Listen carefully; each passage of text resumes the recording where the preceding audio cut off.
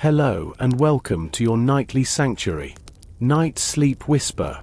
Take a deep breath, exhale slowly, and let your body drift into the sheets.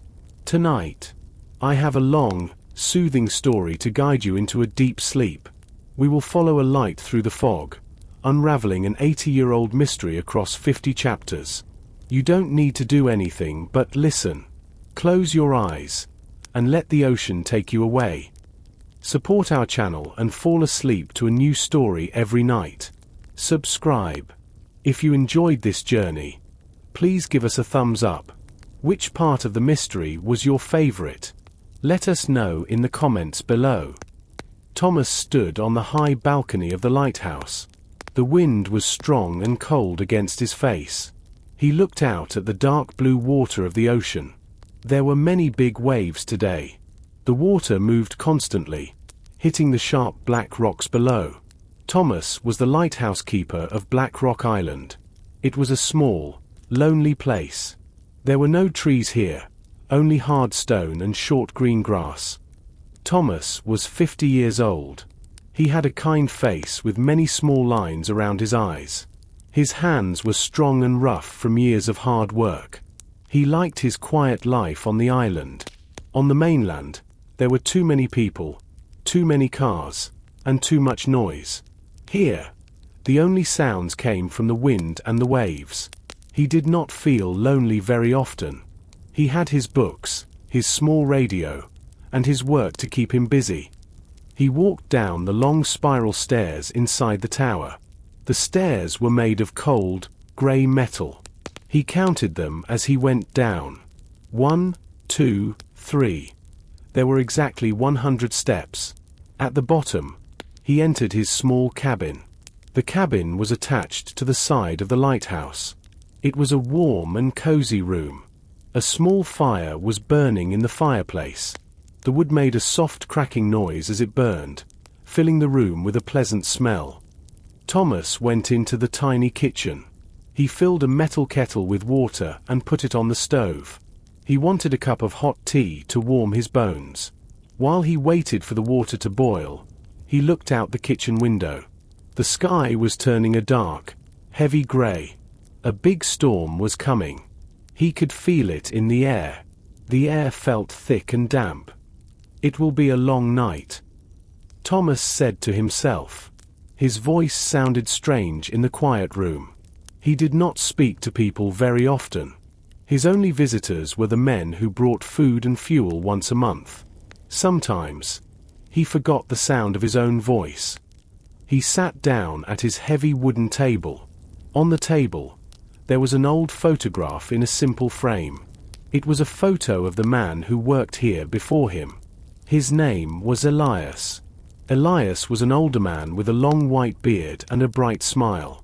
He looked very happy in the photo. But one day, Elias was gone.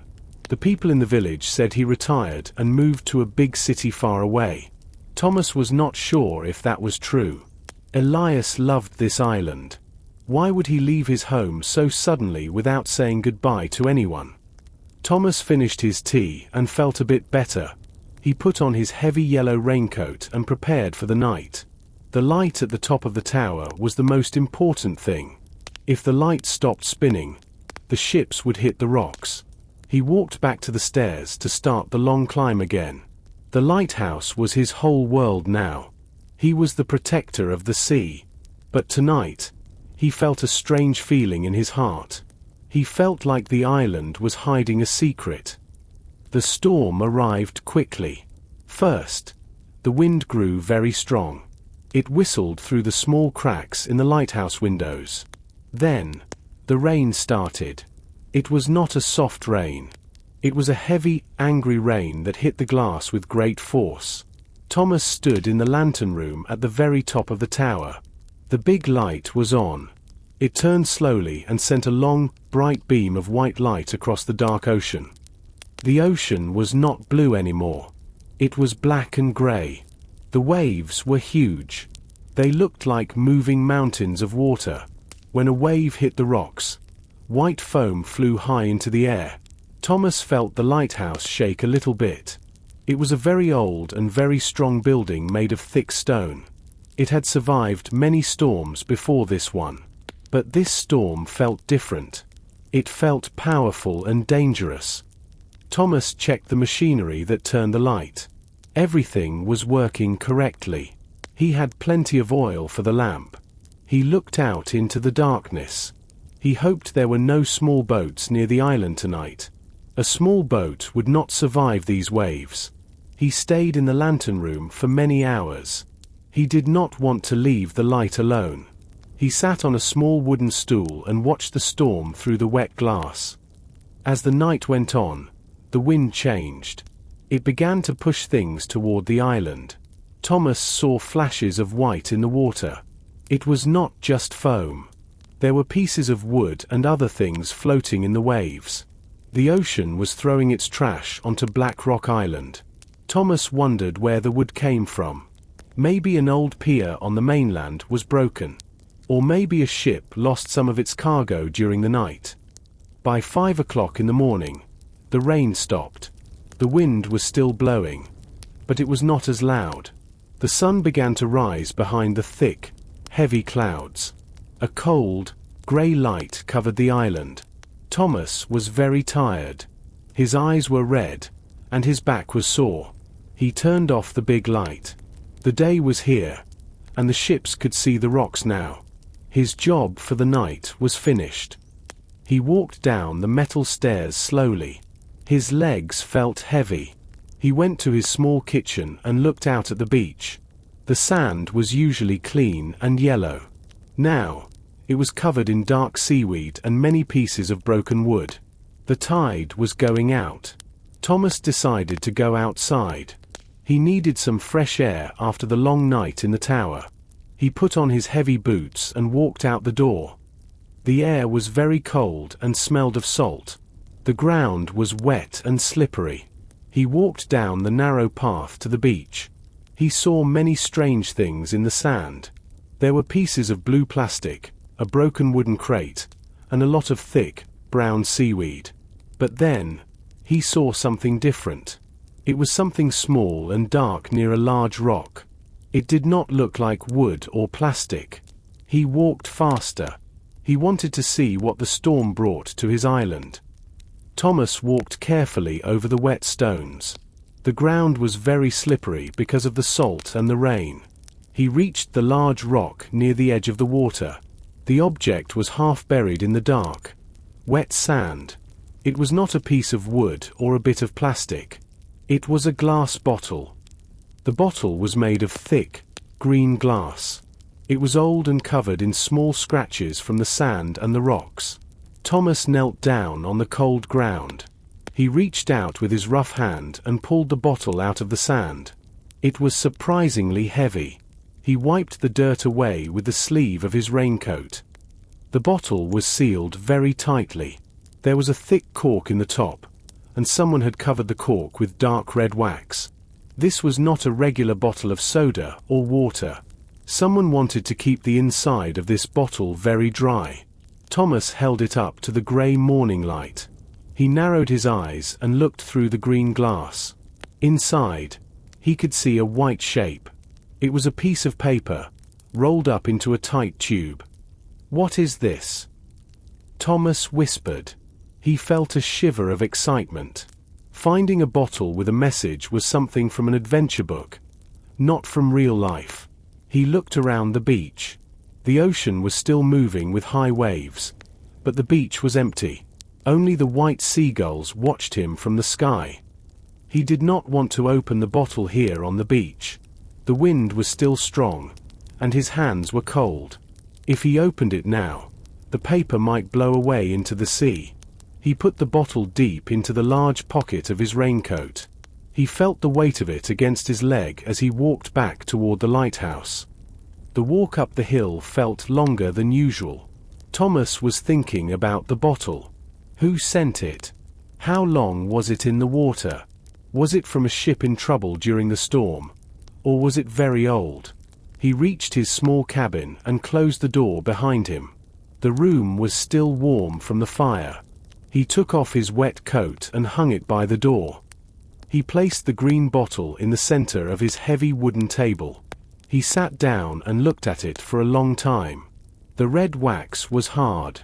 He went to the kitchen and found a small, sharp knife. He came back to the table and began to carefully scrape the wax away. Small red flakes fell onto the wood. His heart was beating a little faster. Finally, the wax was gone. Thomas used the knife to pull the cork out. It was stuck, but he pulled hard. The cork came out with a soft sound. A faint smell of old air and sea salt came from inside the bottle. Thomas turned the bottle upside down and shook it gently. The roll of paper slid out and landed on the table. It was yellow and felt very dry. Thomas reached for the paper with shaking fingers. Thomas held his breath. He unrolled the paper very slowly because he did not want to tear it. It was dry and yellow. He used 2 heavy coffee mugs to hold the corners down. The paper stayed flat on the wooden table. The first thing he saw was a drawing. It was a map of the island. He recognized the shape immediately. There were the sharp rocks on the east side and the small beach where he found the bottle. In the middle of the map was the lighthouse. However, the map had extra details. There were small, thin lines leading from the lighthouse to the sea caves. Next to the caves, someone had drawn a large, red X. Under the X, there were 3 words. The truth stays. Thomas felt a pulse of energy in his chest. He reached for the second piece of paper. This one was smaller and had writing on it. The ink was faded, but he could still read the words. The writing was messy. It looked like the writer was shaking or was in a great hurry. I do not have much time. The note began. The waves are loud, and the wind is angry. I am hiding in the dark. They are looking for the box, but they will not find it here. I moved it. If you find this, go to the cellar. Look for the stone with the bird. The lady of the sea must rest in peace. Beware of the man with the grey eyes. He is coming back. Thomas sat back in his chair. He looked at the small fire in the fireplace. The room was warm, but he felt very cold. The Lady of the Sea was a famous ship. People said it carried gold and jewels when it sank 80 years ago.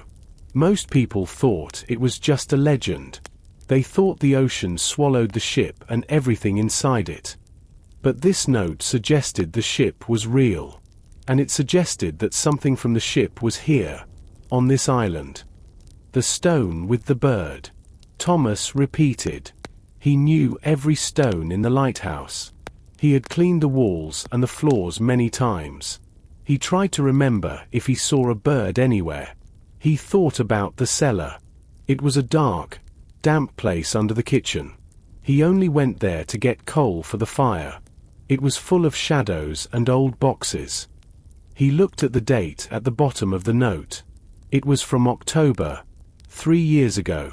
Thomas remembered that month. That was the month the previous keeper, Elias, went away. The village leaders said Elias was tired of the island. They said he wanted to live in a house with a garden. Thomas looked at the messy handwriting again. He went to a small shelf and grabbed an old logbook. This was the book where Elias wrote the daily weather reports. He opened the book and compared the handwriting in the logbook to the handwriting on the note.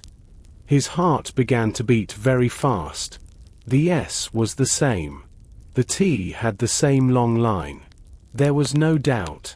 Elias wrote this note. Elias was not tired of the island. Elias was afraid. Thomas stood in his kitchen. He felt a cold wind inside his heart. He looked at the note from Elias again. The handwriting was definitely the same as the old logbooks. This meant Elias was still on the island 3 years ago when the storm was loud and dangerous. But the people in the village said he was gone by then. They said he was happy in a new house far away. They lied to Thomas. Or perhaps Elias lied to everyone because he was afraid. Thomas grabbed his large, heavy flashlight from the kitchen counter.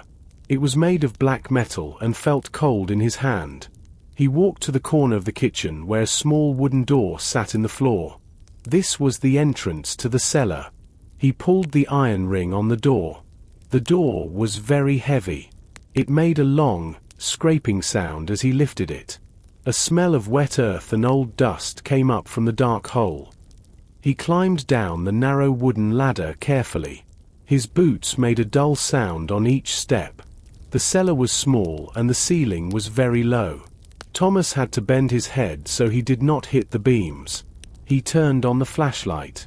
The bright beam of light cut through the darkness. He saw old boxes, empty glass jars, and piles of coal for the winter. The walls were made of large, grey stones. "Look for the stone with the bird," Thomas whispered to himself.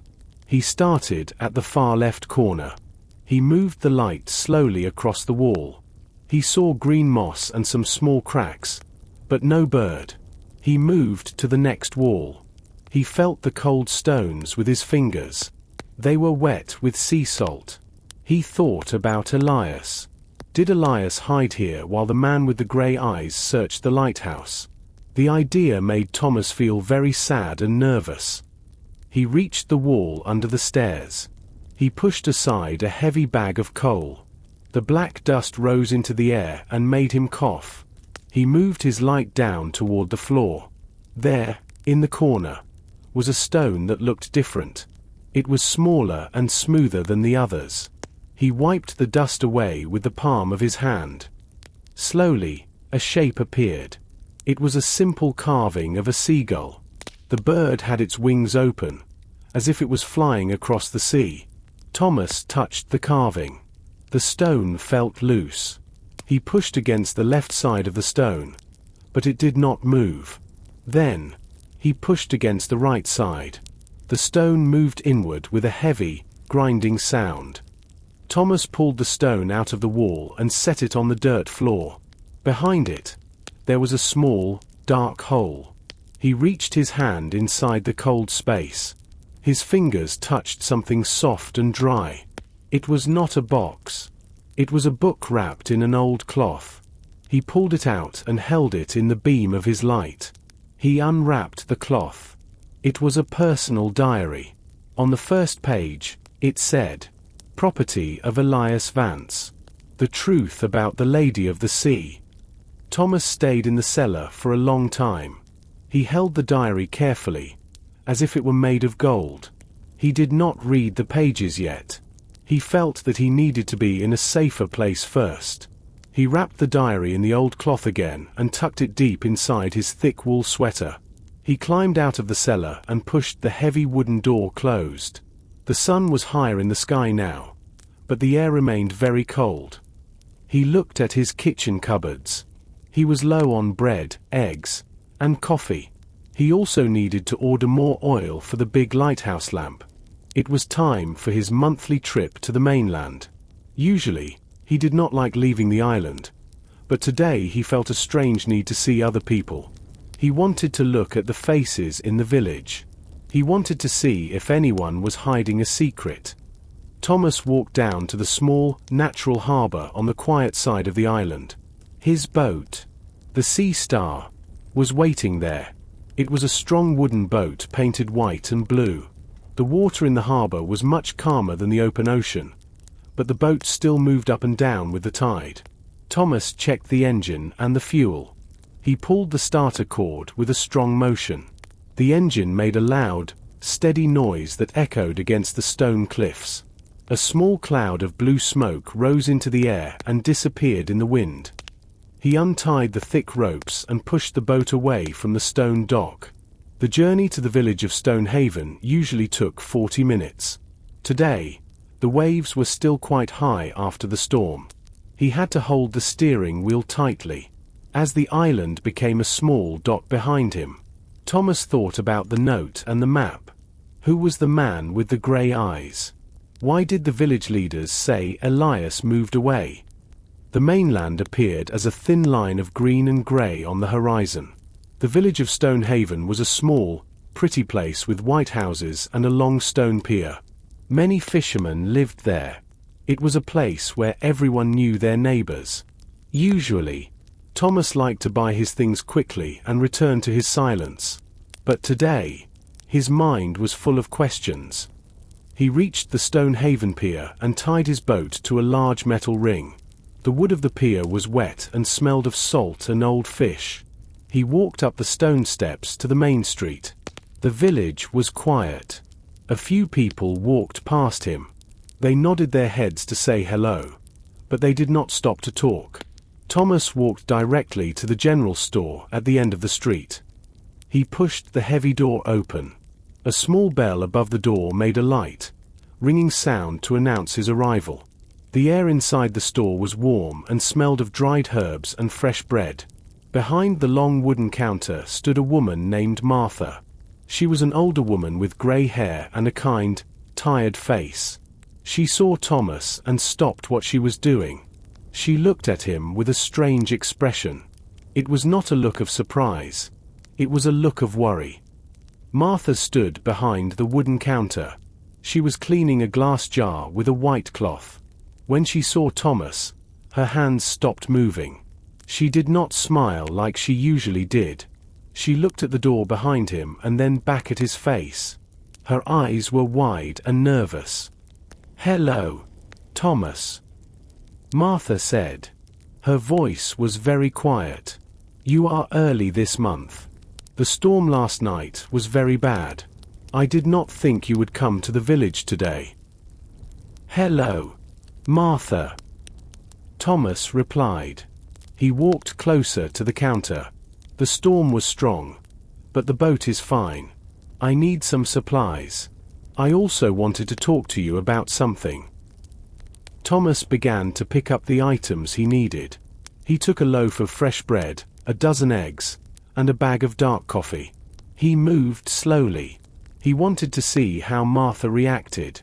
She watched him, but she did not help him like she usually did. She stayed behind the counter. She looked like she wanted to run away. "Martha," Thomas said as he placed the eggs on the counter, "do you remember Elias, the man who worked at the Lighthouse before me?"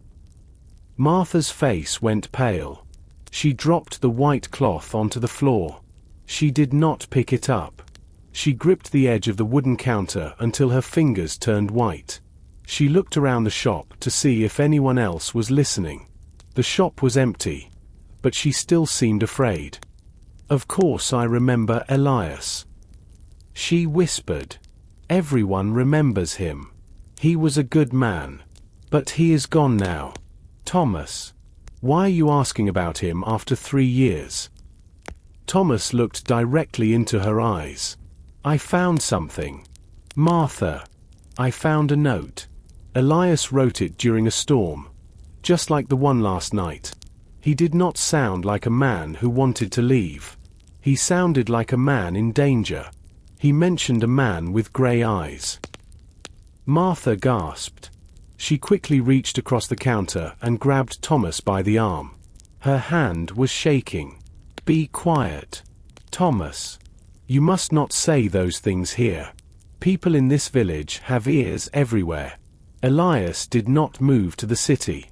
Everyone knows it, but nobody says it." Thomas felt a cold chill. "What do you mean? Where did he go?" Martha looked at the window.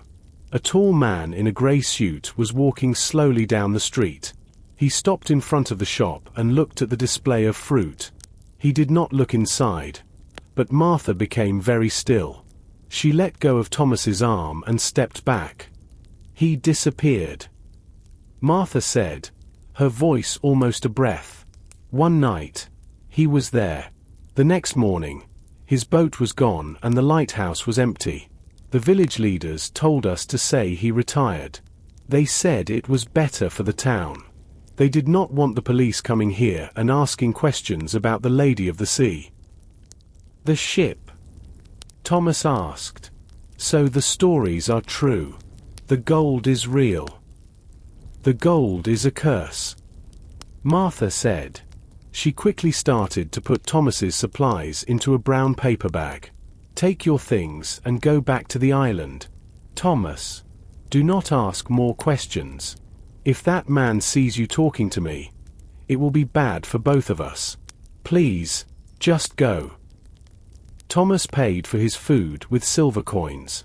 He felt a heavy weight in his stomach. He took his bag and walked to the door. As he opened it, the small bell rang. The man in the grey suit turned his head and looked at Thomas. The man's eyes were the color of cold stone. He did not smile. He just watched Thomas walk past him toward the pier. Thomas walked down the main street of Stonehaven. He could feel the eyes of the man in the grey suit on his back. He did not turn around to look. He held his bag of groceries close to his chest. The street felt very long. Every step felt like a mile. He wanted to run, but he knew that was a bad idea. If he ran, the man would know that Thomas was afraid. If he ran, the man would know that Thomas had a secret. He reached the stone stairs that led down to the water. The stairs were wet and slippery from the morning rain. Thomas walked down slowly and carefully. Behind him, he heard the steady sound of leather shoes hitting the stone. The sound was slow and calm. The man was not in a hurry. This made Thomas feel even more nervous. A person who is not in a hurry is a person who is very confident. He reached his boat, the Sea Star. He placed the bag of food and coffee on the floor of the boat. He quickly untied the heavy ropes from the large metal rings on the pier. The boat moved gently on the green water. Thomas finally looked up at the top of the stairs. The man in the grey suit was standing there. He was tall and thin. His face had no expression at all. His grey eyes were like pieces of ice. He did not look like a fisherman or a villager. He looked like someone from a big, cold office in a faraway city. He just stood there and watched. He did not say a word. He did not ask for help. He just watched Thomas with a heavy stare. Thomas grabbed the engine's starter cord. He pulled it hard. The engine made a coughing sound but did not start. He felt a drop of sweat run down his face, even though the air was cold. He looked up again. The man had not moved an inch. He looked like a statue. Thomas took a deep breath, prayed silently, and pulled the cord a second time with all his strength. The engine finally started. A cloud of blue smoke rose into the cold air.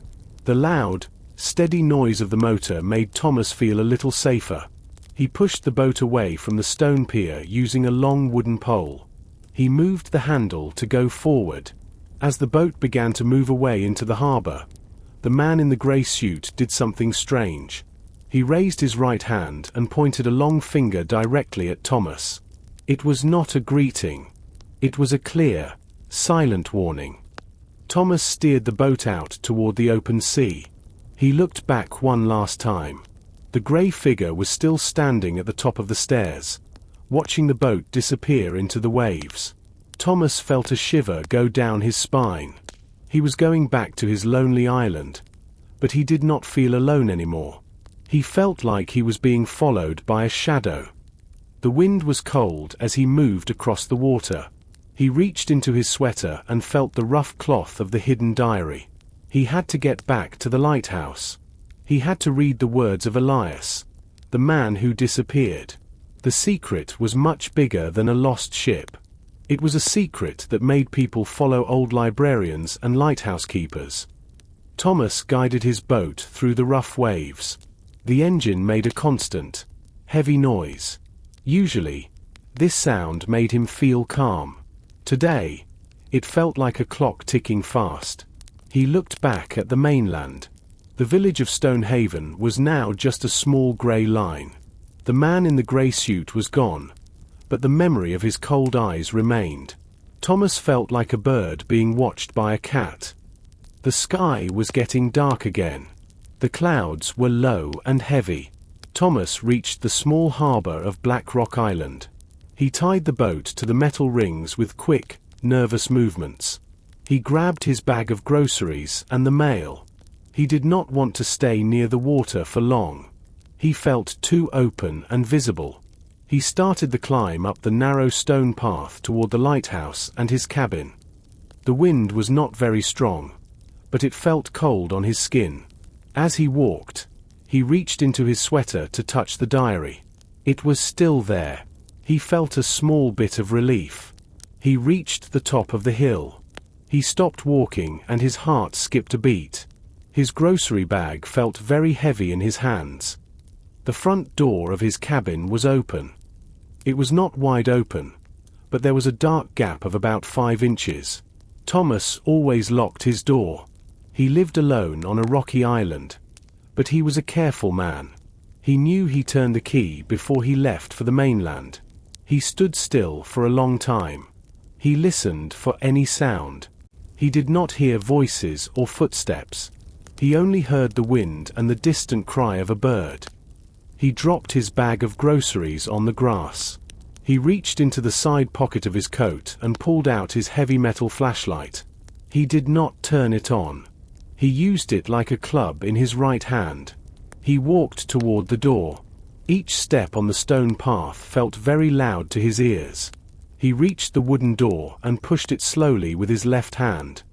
The door made a long, low sound as it swung open. The room inside was dark. Thomas reached for the light switch and turned it on. He looked around the room and felt a wave of anger. Someone had searched his home. His books were pulled off the shelves and lay on the floor. The drawers of his desk were open, and papers were scattered everywhere. Even his small bed was messy. The pillows were on the floor and the blankets were torn off. Thomas ran to the wooden table in the center of the room. This was where he left the map and the note from the bottle. The table was empty. The coffee mugs he used to hold the paper down were moved to the floor. One of the mugs was broken into 3 pieces. The map of the island and the old note from Elias were gone. Someone was here, Thomas said to the empty room. His voice was shaking. He felt a sudden fear. He looked at the kitchen corner. He looked at the floor door that led to the cellar. It was still closed, but there were muddy footprints near the iron ring. The intruder knew where to look. They were looking for the box Elias mentioned. But did they find the stone with the bird? Or were they still looking? Thomas stood in the middle of his messy room. His heart was beating like a drum in his chest. He felt a mix of anger and fear. Someone had been in his home. Someone had walked through his kitchen and touched his things. He looked at the muddy footprints near the cellar door. The mud was still wet. This meant the intruder was here very recently. Maybe they were still on the island. He held his heavy flashlight tightly. He walked to the cellar door and pulled the iron ring. The heavy door opened with a loud, scraping sound. Thomas waited and listened. He did not hear any movement below. He turned on his light and pointed the beam into the dark hole. The ladder was empty. The cellar looked the same as before, but he had to be sure. He climbed down the ladder slowly. He moved his light across the stone walls. He saw the piles of coal and the old boxes. He reached the corner under the stairs. He looked for the stone with the bird. The stone was back in its place, but it was not perfectly straight. Someone had moved it. Thomas felt a cold sweat on his forehead. He reached out and pushed the right side of the stone. It moved easily.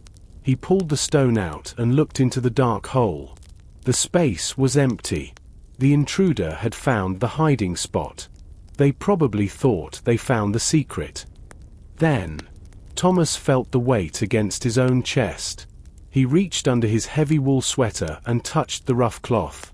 He smiled a small, tired smile. He had the diary. He took it with him to the mainland. The intruder found the hiding place, but they did not find the book. They only found an empty hole. Thomas climbed back up the ladder and closed the cellar door. He felt a little bit safer now, but he knew he was in trouble. The man in the grey suit, or someone working for him, was looking for this diary. They wanted the Lady of the Sea. They wanted the gold, and they were willing to break into his house to get it. He went to the front door and locked it. He pushed a heavy wooden chair against the door for extra safety. He did not want any more surprises. He went to the kitchen and cleaned up the broken coffee mug. He put his books back on the shelves. He wanted his home to feel normal again, even though he knew things were not normal. He sat down at his table and placed the diary in front of him. He turned on a small lamp. The light was warm and yellow. He looked at the cover of the book. It was made of dark brown leather. It was old and smelled of the sea. Thomas took a deep breath. He was ready to read the words of Elias Vance. He was ready to learn the truth about the island and the ship that sank many years ago. He opened the first page. The handwriting was neat at the beginning, but as he turned the pages, it became more messy and fast. It was the diary of a man who was slowly becoming very afraid. Thomas opened the diary to the first page. The date was 4 years ago. The handwriting was very neat and calm. Elias wrote about his first days on Black Rock Island. He wrote about the birds, the beautiful sunsets, and the sound of the ocean. He sounded like a happy man who loved his job. Thomas felt a little bit of peace as he read those early pages. He turned more pages. After a few months, the writing began to change. Elias stopped talking about the birds. He started talking about the lighthouse itself. He was a curious man. He had found the original building plans for the lighthouse in an old metal cabinet. He studied the drawings of the tower and the cabin. He noticed something very strange. The drawings do not match the building. Elias wrote, "The cellar on the paper is much smaller than the real cellar. There is a space behind the north wall that is not on the map. Why would the builders hide a room? What did they put inside it many years ago?" Thomas looked at the cellar door on his floor. He had lived here for 3 years, but he never looked at the building plans. He never thought to measure the walls. He continued reading. Elias became obsessed with the hidden space. He spent his nights in the cellar, tapping on the stones with a small hammer. He listened for a hollow sound. Finally, Elias found it. He found the stone with the seagull carving. But the diary said he found something else too. He found a second lever hidden near the floor. "I opened the wall today." The diary said, "The room is not empty. It is filled with boxes from the Lady of the Sea.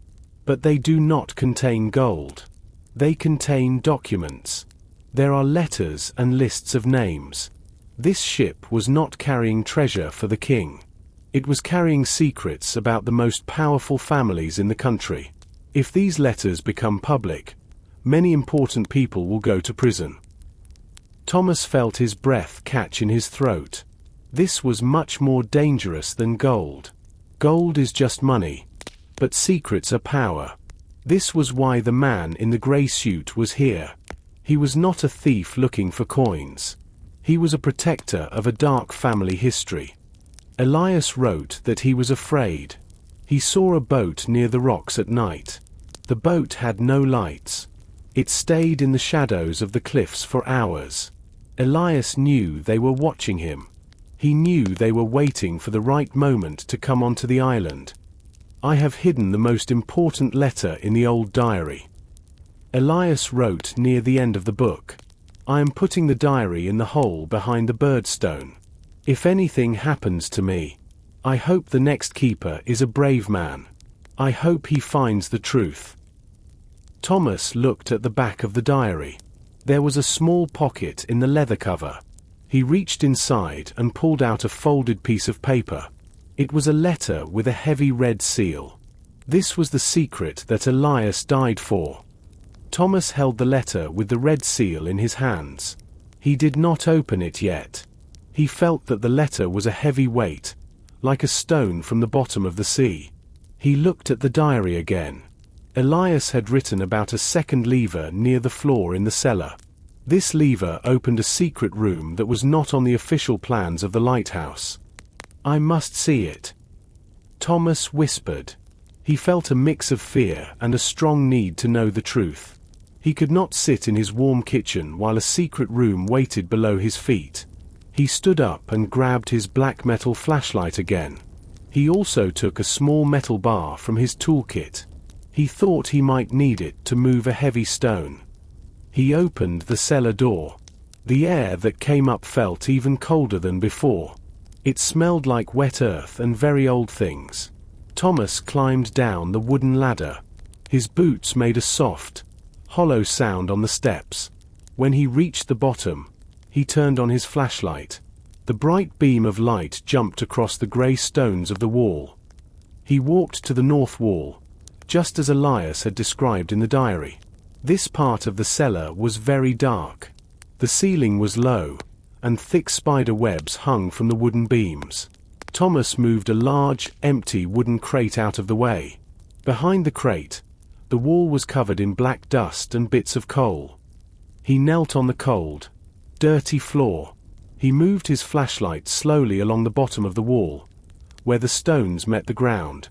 He looked for anything that seemed different. At first, he saw nothing but solid rock. He began to feel disappointed. Maybe Elias was confused. Maybe the man with the grey eyes was just a dream. But then, he saw a small, metal ring. It was hidden behind a thick pile of old coal. The ring was very rusty and almost the same color as the dirt.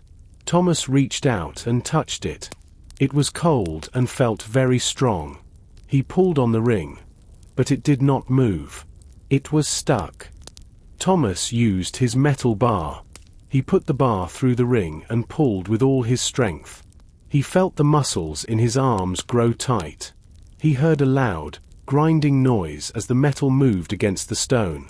It was a slow, difficult sound, like something that had not moved in 100 years. Suddenly, there was a heavy thud. A section of the wall, about 3 feet wide, moved inward. It did not open like a door. It slid back into a dark space. A cloud of grey dust flew into the air, and Thomas coughed. He waited for the dust to settle. He pointed his flashlight into the new opening. The light showed a very narrow room. The walls were made of smooth, dark wood, not stone. Inside the room, there were several wooden boxes stacked on top of each other. The boxes were tied with thick ropes. On the side of the top box, there were letters painted in fading white ink. LOS 1945. Lady of the Sea. Thomas said quietly. He stepped into the hidden room. The air was very thin and dry here. He realized he was standing inside the secret heart of the island. He was standing in the place where Elias Vance spent his final, fearful nights. Thomas stepped into the small, narrow room. The air was very different here. It did not smell like the sea or the wet earth of the cellar. It smelled like old paper and dry wood. The room was not very big. It was just large enough for a man to stand in. The walls were lined with dark wooden shelves. On the shelves, there were many black folders and more wooden boxes. Thomas moved his flashlight slowly. He saw the box with the white letters. LOS 1945. He used his metal bar to pry the lid open. He expected to see the shine of gold or the sparkle of jewels. Instead, he saw stacks of white envelopes.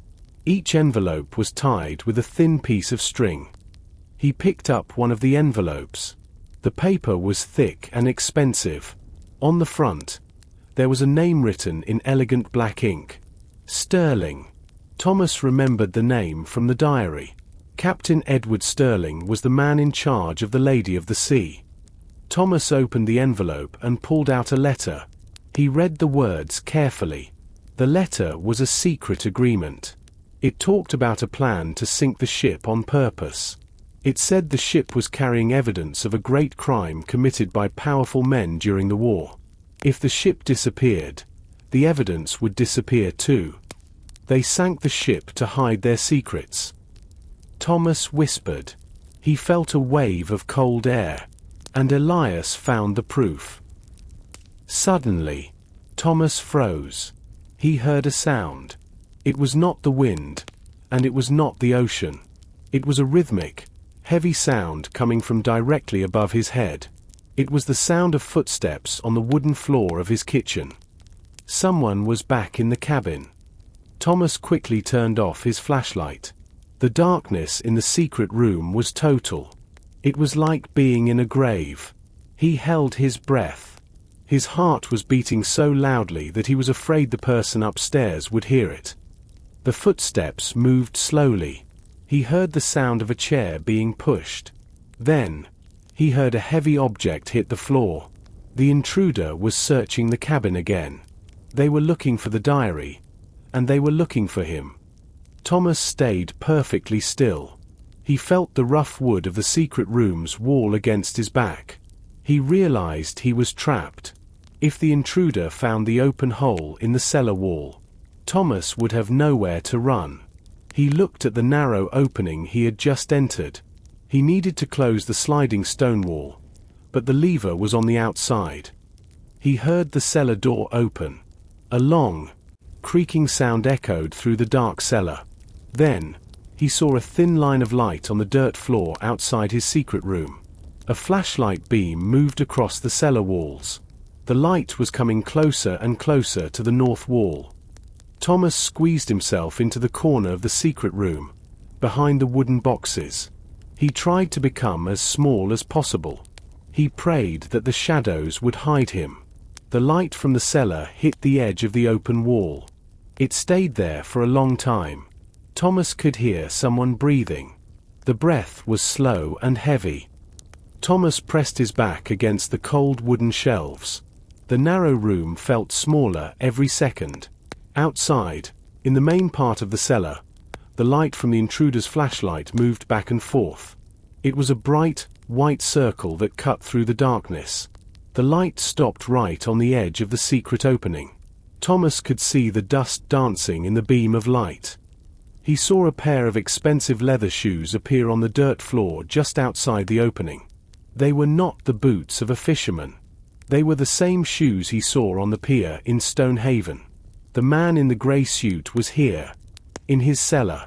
Thomas held his breath until his chest hurt. He did not want to make even the smallest sound. The man stood still for a long time. Thomas could hear the sound of the man's coat rubbing against his arms as he moved the flashlight. The light began to move into the secret room. It hit the wooden boxes. It moved up to the shelves. It was inches away from Thomas's face. Thomas closed his eyes tight. He felt like a mouse in a trap. He waited for a hand to grab his shoulder. Suddenly, a loud noise came from the kitchen above them. It was the sound of a heavy glass bottle breaking on the floor. Then, there was a voice. "Is anyone there?" A woman called out, "Thomas, are you home?" Thomas recognized the voice. It was Martha from the general store. The man in the grey suit heard her too. The flashlight beam quickly moved away from the secret room. Thomas heard the man's fast footsteps as he ran toward the ladder. He heard the man climbing up the wooden steps. A moment later, the heavy cellar door closed with a loud thud. Thomas let out a long breath. He was shaking from head to toe. He waited in the dark for a minute to make sure the man was gone. He knew he had to act fast. Martha was in the house, and she was in great danger. He did not know why she was here, but he knew the man in the grey suit was not a kind person. Thomas reached out into the darkness and felt the edge of the sliding stone wall. His fingers searched the inner side of the door. He found what he was looking for, a small, hidden iron handle. Elias must have put it there so he could lock himself inside. Thomas pulled the handle. The heavy stone wall moved slowly and quietly. It closed with a soft click. Now, from the outside, the wall looked like solid stone again. He was safe inside the secret room, but he was also a prisoner. He could not stay here forever. He turned on his own flashlight and pointed it at the floor. He saw a small, metal grate in the corner. He knelt down and looked through it. He could see a faint light and hear the sound of the ocean. An air vent. Thomas whispered. He realized the vent was large enough for a person to crawl through. It probably led to the cliffs outside. He looked at the boxes of secrets one last time.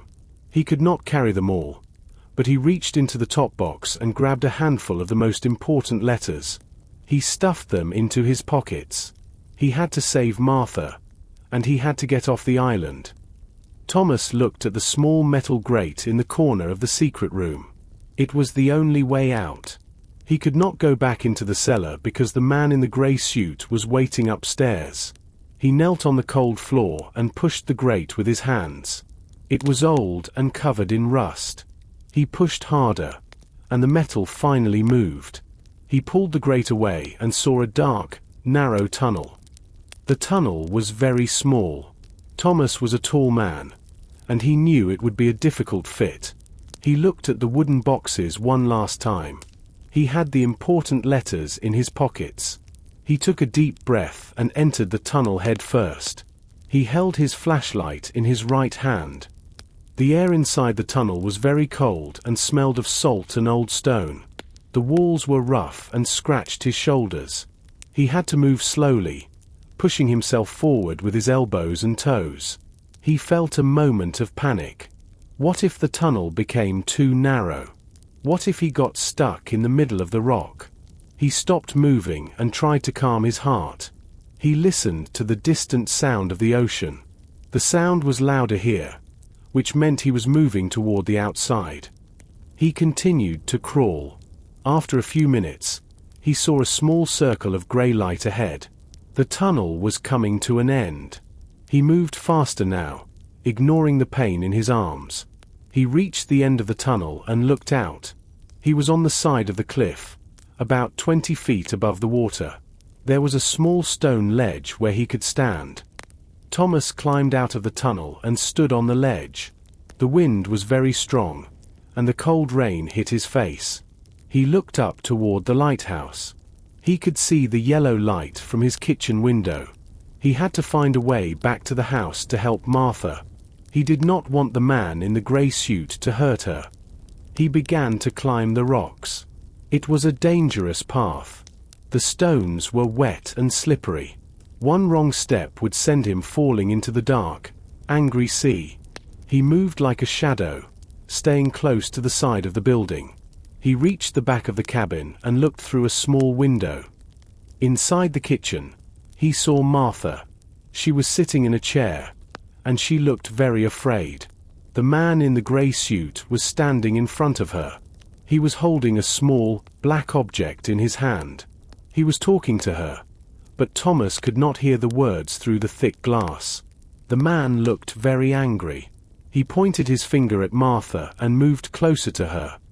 Thomas knew he had to act quickly. He could not let the man hurt Martha. He looked around the back of the cabin and found a heavy piece of wood. It was a log for the fire. He picked it up and walked toward the back door. He did not have a plan, but he knew he could not stay in the shadows anymore. He had to save his friend. Thomas stood outside the back door of the cabin. His hands were shaking, but his heart was full of courage. He held the heavy wooden log tightly. He could hear the low, cold voice of the man in the grey suit inside. The man was asking Martha about the diary. Martha was crying softly, but she did not tell him anything. Thomas knew he had to act now. He pushed the back door open. The door hit the wall with a loud thud. The man in the grey suit turned around quickly. He looked surprised to see Thomas. His grey eyes were wide, and he moved his hand toward his jacket pocket. "Stop right there!" Thomas shouted. His voice was strong and loud in the small kitchen. The man did not stop. He pulled a small, black object from his pocket. Thomas did not wait to see what it was. He ran forward and swung the heavy log. The wood hit the kitchen table with a great crashing noise. Plates and cups flew into the air and broke on the floor. The man jumped back, but he tripped over a chair. He fell onto the floor with a heavy sound. "Martha, run!" Thomas yelled. Martha did not wait. She stood up and ran toward the back door. She was fast, even though she was afraid. Thomas stayed for a second to watch the man. The man in the gray suit was trying to get up. He looked very angry now. His face was red, and he was breathing hard. He reached for the black object on the floor. Thomas threw the wooden log at the man's legs. The log hit him, and the man let out a cry of pain. Thomas did not stay to fight more. He turned and ran out the back door after Martha. The cold wind hit his face again, and the rain was falling harder. "This way," Thomas called to Martha. He led her toward the narrow stone path that went down to the harbor. The ground was very slippery. They had to be careful not to fall. Behind them, they heard the sound of the cabin door opening. The man in the gray suit was coming after them. He was not moving fast because of his leg, but he was still following. They reached the edge of the cliff. Below them, the white boat, the Sea Star, moved up and down in the water. The ocean was very rough. It looked dangerous to go out in a boat, but it was more dangerous to stay on the island. "Can we make it?" Martha asked. Her voice was thin and full of fear. "We have to try," Thomas replied. He helped Martha climb down the wet rocks. Each step was a struggle. The sound of the waves hitting the stones was like a drum. Thomas looked back. The man in the gray suit was at the top of the path. He was standing in the rain, watching them. He looked like a dark shadow against the gray sky. He did not follow them down the rocks. Instead, he reached into his pocket again. Thomas and Martha reached the boat. Thomas quickly jumped inside and reached out his hand for Martha. He pulled her into the boat just as a large wave hit the side. They were wet and cold, but they were together. Now, they had to escape the island before the storm became even worse. Thomas stood at the back of the Sea Star. His hands were tight on the cold steering wheel. The engine was loud and steady, fighting against the heavy waves. Martha sat on the floor of the boat, holding onto the wooden sides with both hands. Her face was white, and her hair was wet from the rain. Behind them, Black Rock Island was a dark, jagged shape in the gray light. The lighthouse stood like a tall finger pointing at the sky, but its light was now dark. Thomas looked back at the cliffs one last time. The man in the gray suit was still there. He was standing near the edge, his coat blowing in the wind. He was not moving, but Thomas could feel the man's eyes. Then, the man raised a small, dark object to his ear. He was talking into a phone. Thomas felt a new wave of fear. The man was calling for help. He was not alone. "We have to go faster," Martha shouted over the noise of the wind. "The waves are too big," Thomas replied. "If I go faster, the boat will turn over." The ocean was a monster tonight. Huge walls of dark water rose up in front of the boat. Each time the boat climbed a wave, it felt like it might fall backward. When it went down the other side, the front of the boat hit the water with a heavy thud. White foam sprayed over them, making it hard to see. Thomas wiped the salt from his eyes. He had to stay focused. He had to keep the boat straight. Thomas reached into his pocket. He felt the thick envelopes he had taken from the secret room. These letters were the reason Elias disappeared. They were the reason the man in the gray suit was hunting them. Thomas realized he was no longer just a lighthouse keeper. He was a witness to a crime that was 80 years old. "Look!" Martha cried out. She pointed toward the open sea, away from the mainland. Thomas turned his head. Through the rain and the mist, he saw a light. It was not a steady light like a lighthouse. It was a moving light, flashing red and blue. It was another boat. It was coming toward them very fast. It was a modern, powerful boat, much faster than the Sea Star. "Is it the police?"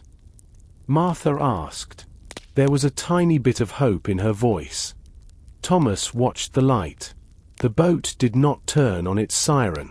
It did not signal them. It just moved across the waves with great speed, cutting through the water like a knife. It was heading directly toward them. Thomas knew it was not the police. It was the man's friends. They were coming to finish what the man in the grey suit started. "Hold on!" Thomas yelled. He turned the steering wheel sharply to the right.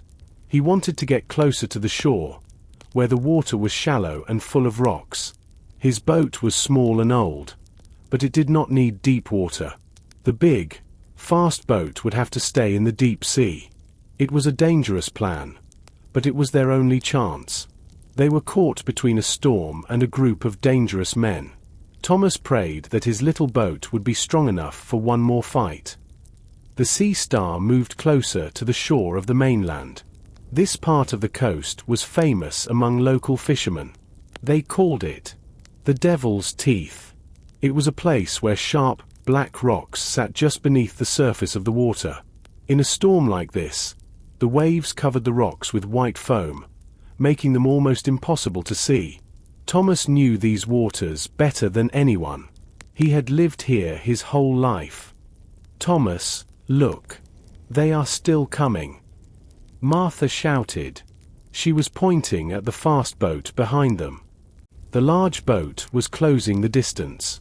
Its powerful engines pushed it through the water with ease. The red and blue lights flashed against the dark sky. It looked like a predator chasing its prey.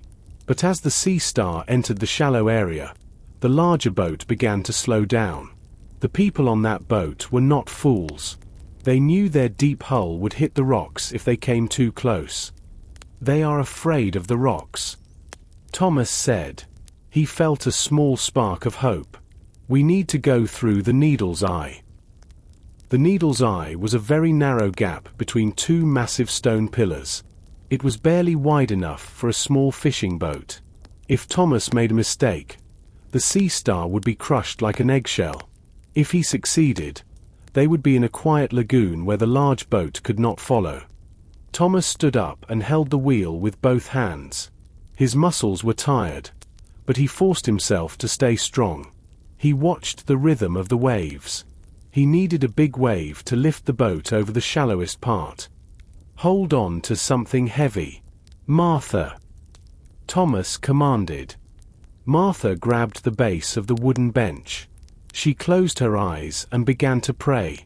The Sea Star turned toward the two dark pillars of stone.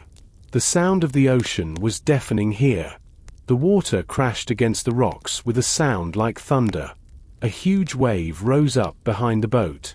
Thomas felt the back of the Sea Star lift high into the air. "Now!" he cried.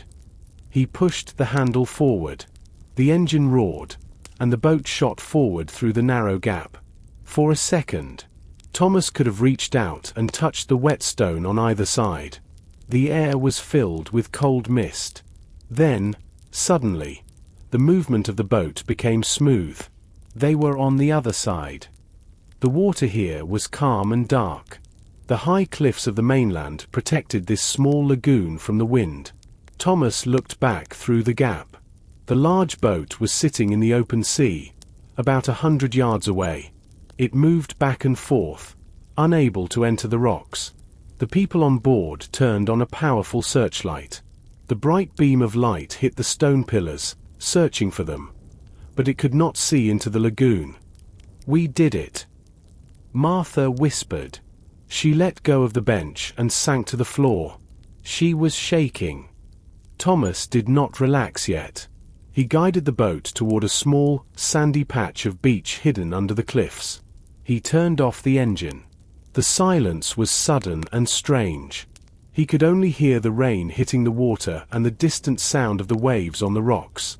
They were safe for now, but the men in the fast boat knew they were here. They would wait for morning, or they would find a way to come by land. Thomas helped Martha out of the boat. The sand was dark and wet. The high cliffs rose up like giant walls all around them. It was very dark in the lagoon, but the sky above was a soft, bruised purple.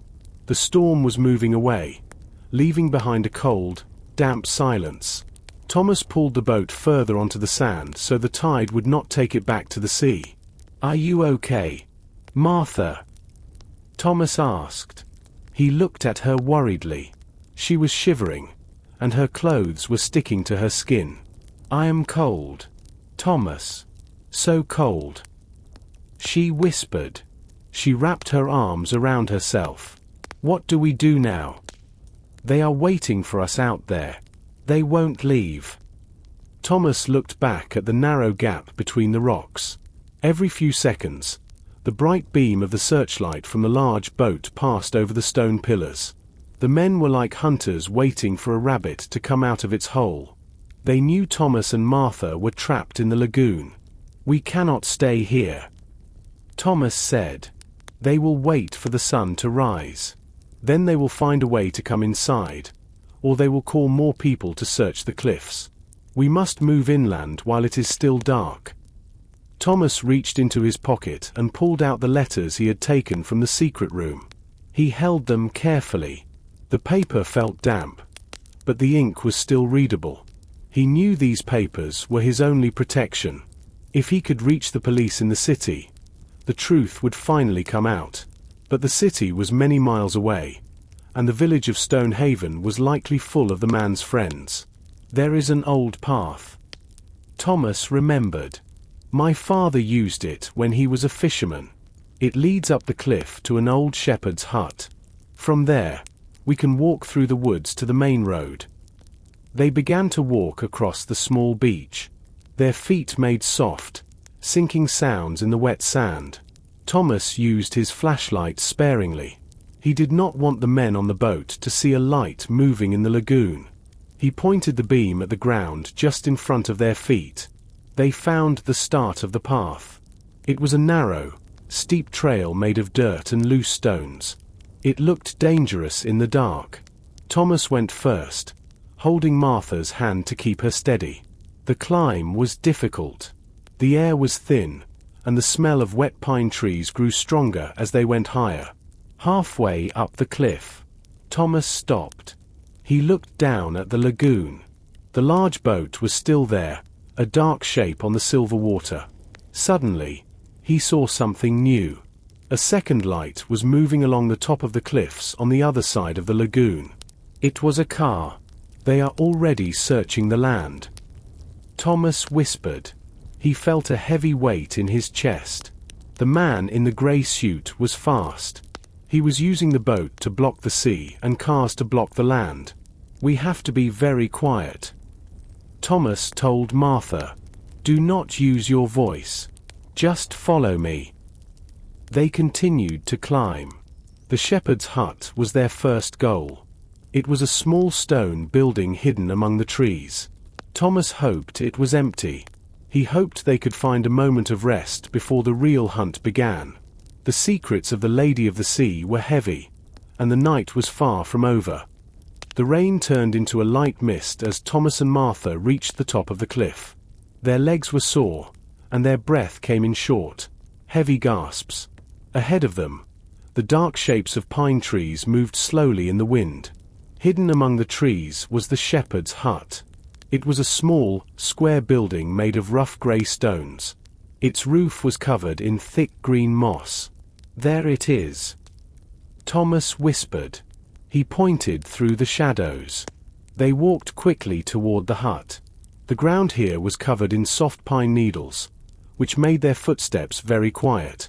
Thomas reached the wooden door. It did not have a lock, only a simple metal latch. He lifted the latch and pushed the door open. It did not make a sound. The inside of the hut was very small and dark. It smelled of dry grass and old wood. There was a small fireplace in the corner, a wooden bench, and a pile of old blankets.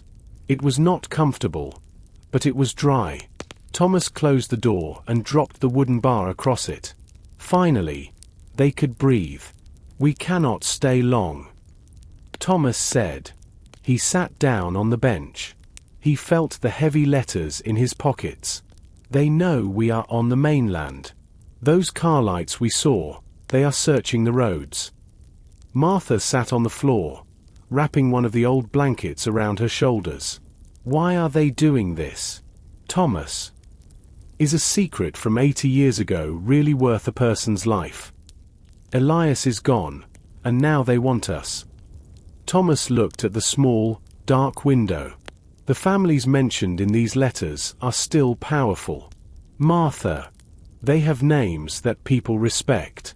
If the world learns that their grandfathers sank the Lady of the Sea on purpose, their lives will be ruined. To them, we are just small people in their way. Suddenly, Thomas saw a flash of light through the cracks in the wooden door. He stood up and moved to the window. He stayed back in the shadows so he could not be seen. Down in the valley, a car was moving slowly along the narrow dirt road. Its bright headlights cut through the trees. The car stopped. Thomas watched as the car doors opened. Two men stepped out. They were wearing dark coats. One of them was holding a long, powerful flashlight. He began to point the light toward the woods, moving it slowly up the hill toward the hut. "Stay down, Martha," Thomas commanded. They sat in total darkness. The beam of the flashlight hit the stone walls of the hut. It passed over the window, filling the room with a sudden, bright light for a second. Thomas held his breath. He heard the sound of the men talking, but they were too far away to understand the words. Then, he heard a new sound. It was the low, steady vibration of a heavy engine. It was not the car. It was something larger, like a truck or a van. It was coming from the other direction. Thomas realized the men were not just searching. They were closing the circle. He looked at Martha. Her eyes were wide with terror. He knew they could not stay in the hut. It was a trap. They needed to move through the woods and reach the main road before the sun came up. He reached out and took Martha's hand. "We are leaving through the back window," Thomas whispered. "We have to be like ghosts." Thomas moved to the back of the small stone hut. There was a tiny window there, barely large enough for a person to fit through. He pushed the old wooden frame. It was stuck at first, but with a firm push, it opened. The cold night air rushed into the room. He looked out into the darkness. The trees were thick and very close to the wall. This was good. It would provide them with cover. "I will go first," Thomas whispered to Martha. "Then I will help you down."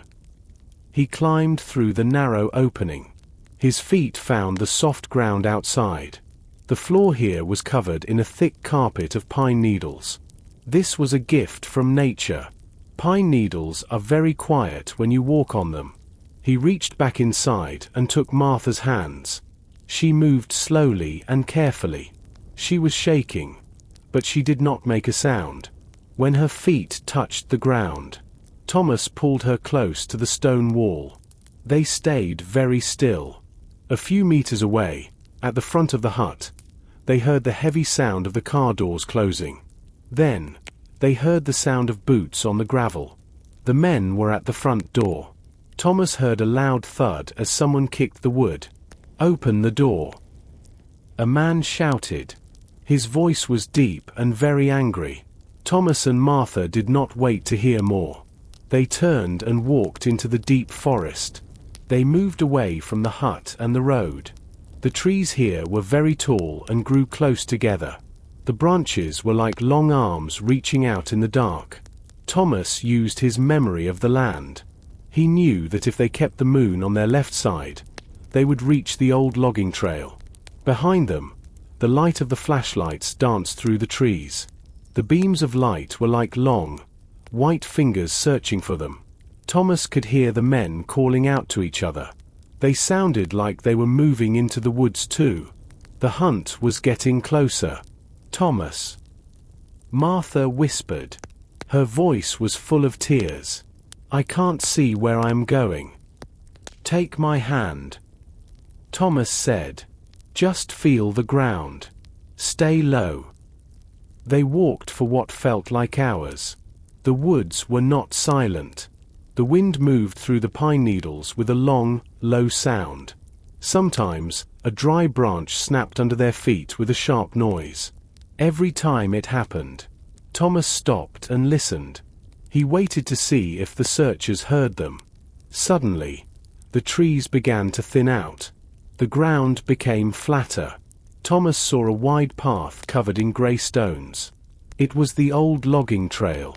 This road was not used by cars anymore because it was too rough.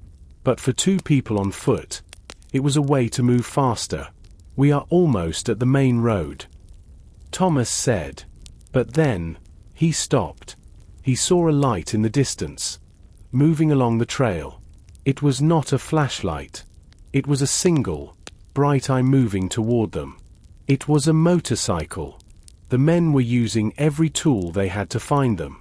Thomas pulled Martha behind a large oak tree. They watched as the motorcycle drove past, the engine making a steady, vibrating roar. The man on the motorcycle was looking left and right. He was wearing a dark helmet, but Thomas knew he was part of the group. They were not safe yet. The red tail light of the motorcycle disappeared into the dark tunnel of trees. Thomas waited for a long time. He did not move a single muscle. He listened to the sound of the engine. It became smaller and smaller until it was only a faint hum. Finally, the forest was quiet again. The only sound was the dripping of water from the pine needles onto the wet earth. "Is he gone?" Martha whispered. She was still hiding behind the thick trunk of the oak tree. "Yes, for now," Thomas replied. "But he will come back. He is patrolling this trail like a soldier." Thomas stepped out onto the logging trail. The ground was made of grey stones and packed dirt.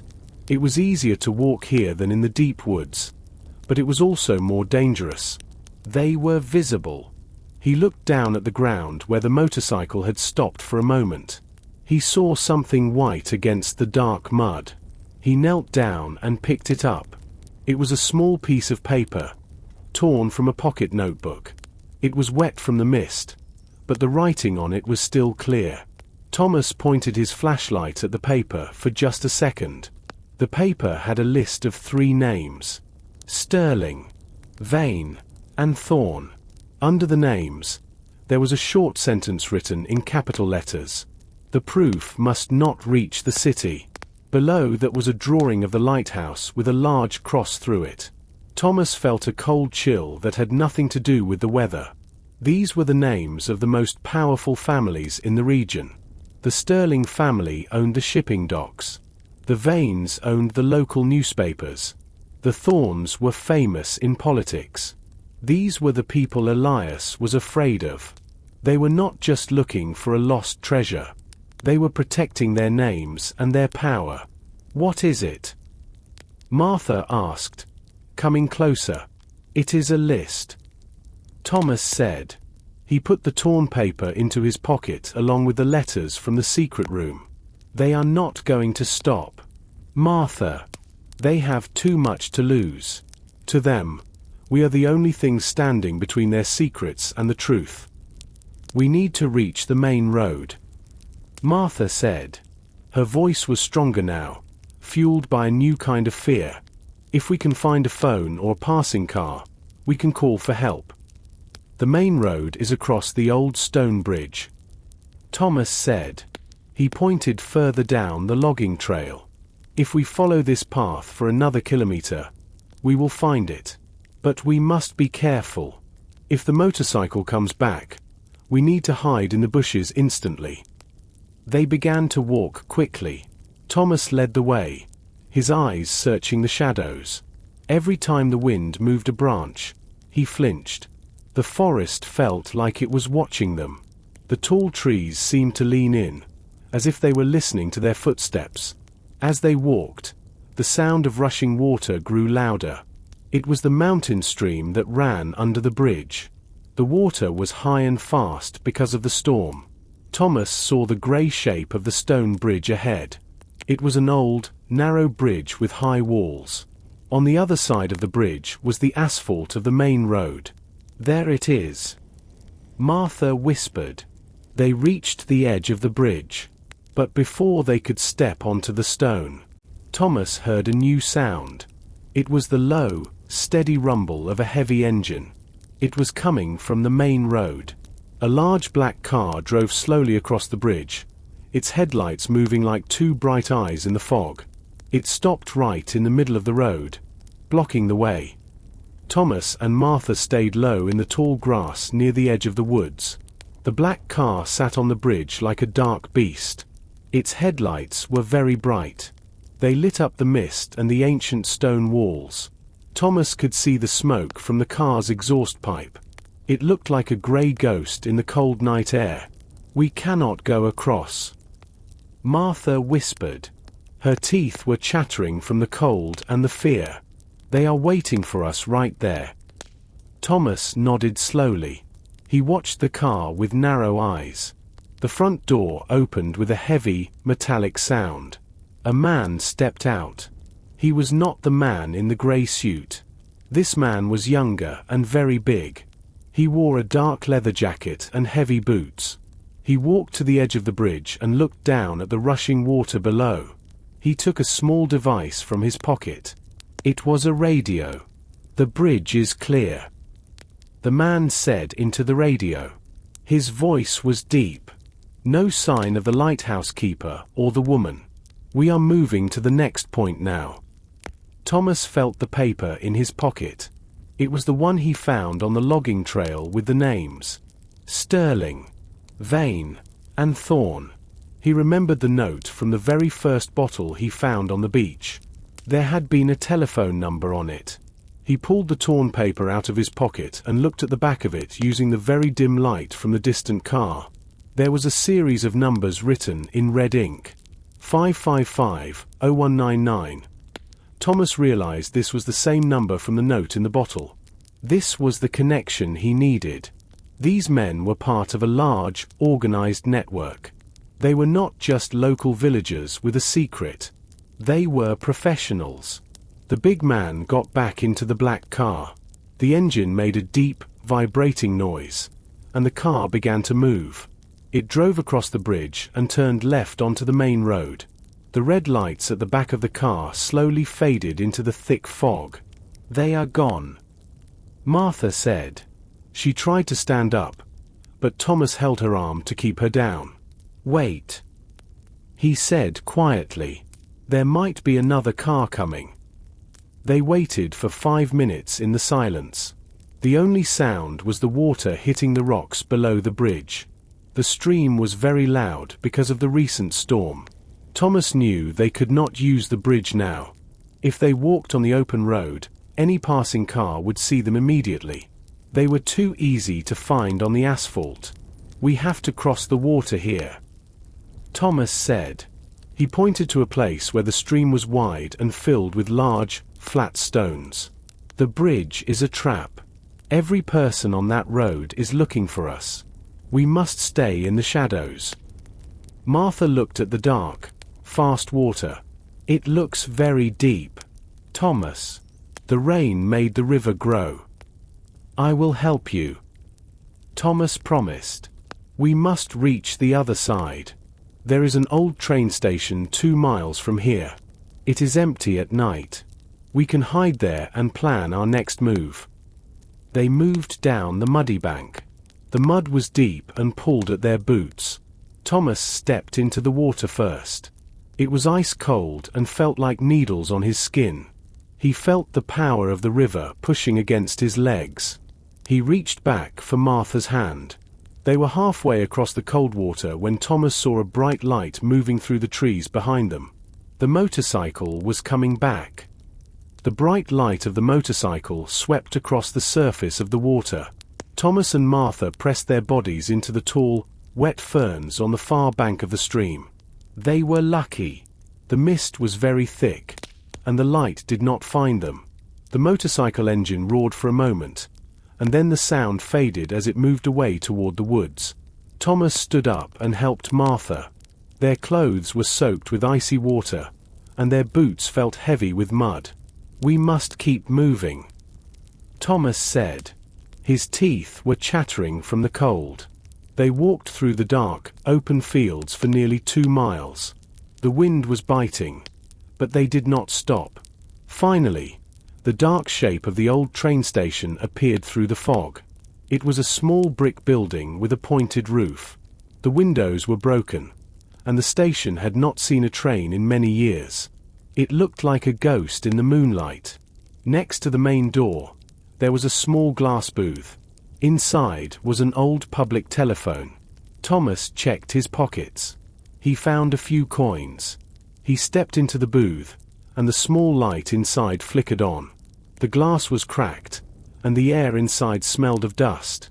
He picked up the heavy black receiver and held it to his ear. There was a low, steady hum. The phone still worked. He pulled out the torn paper with the red ink. His fingers were shaking as he looked at the numbers. 555-0199. He put the coins into the slot and dialed the numbers slowly. Each click of the dial felt very loud in the silent station. His heart was hitting his ribs. The phone rang once, twice, 3 times. Then, someone picked up the receiver. "Hello," a woman's voice said. She sounded very worried and out of breath. "Is this Elias? Is it finally you?" Thomas felt a shock go through his body. The woman knew Elias. She was waiting for him. "No," Thomas said, his voice a low whisper. "My name is Thomas. I am the new lighthouse keeper. I found your number on a note. I found the bottle." There was a long, heavy silence on the other end of the line. Thomas could hear the woman breathing. It was a fast, nervous sound. Then the woman spoke again, her voice almost a breath. "Oh no," she whispered. "If you have that number, you are in great danger. You should not have called. They are listening. Thomas. They are always listening to this line." "Who are you?" Thomas asked. "Where is Elias?" "My name is Anna." The woman replied. "Elias was my brother. He tried to tell the truth, but they stopped him. Listen to me carefully. Do not go to the police in Stonehaven. The police chief is a thorn. You must get to the city. Go to the newspaper office on North Street. Ask for a man named Miller." Suddenly, Thomas heard a loud click on the line. Then, he heard a third person breathing. Someone else was on the phone. "Anna, are you there?" Thomas shouted. But the line went dead. The only sound was the cold wind whistling through the cracks in the glass booth. Thomas hung up the phone. He looked out at the dark station. He felt like 1,000 eyes were watching him from the shadows. Thomas stepped out of the glass phone booth.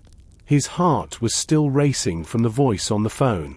The air in the old station was silent, but he felt like the shadows were moving. Martha was waiting for him near a row of wooden benches. She looked like a ghost in her wet, grey clothes. "What did she say?" Martha asked. Her voice was thin. "Her name is Anna." Thomas replied. "She is the sister of Elias. She told me the police in the village are part of the secret. We have to reach a man named Miller in the city. But Martha, someone was listening to our call. We have to leave this station immediately." Thomas felt the weight of the diary in his pocket. He remembered that Elias wrote about a key in his note. He took the leather book out and looked at it closely. He had already found the hidden letter with the red seal. But was there something else? He ran his fingers along the inside of the leather cover.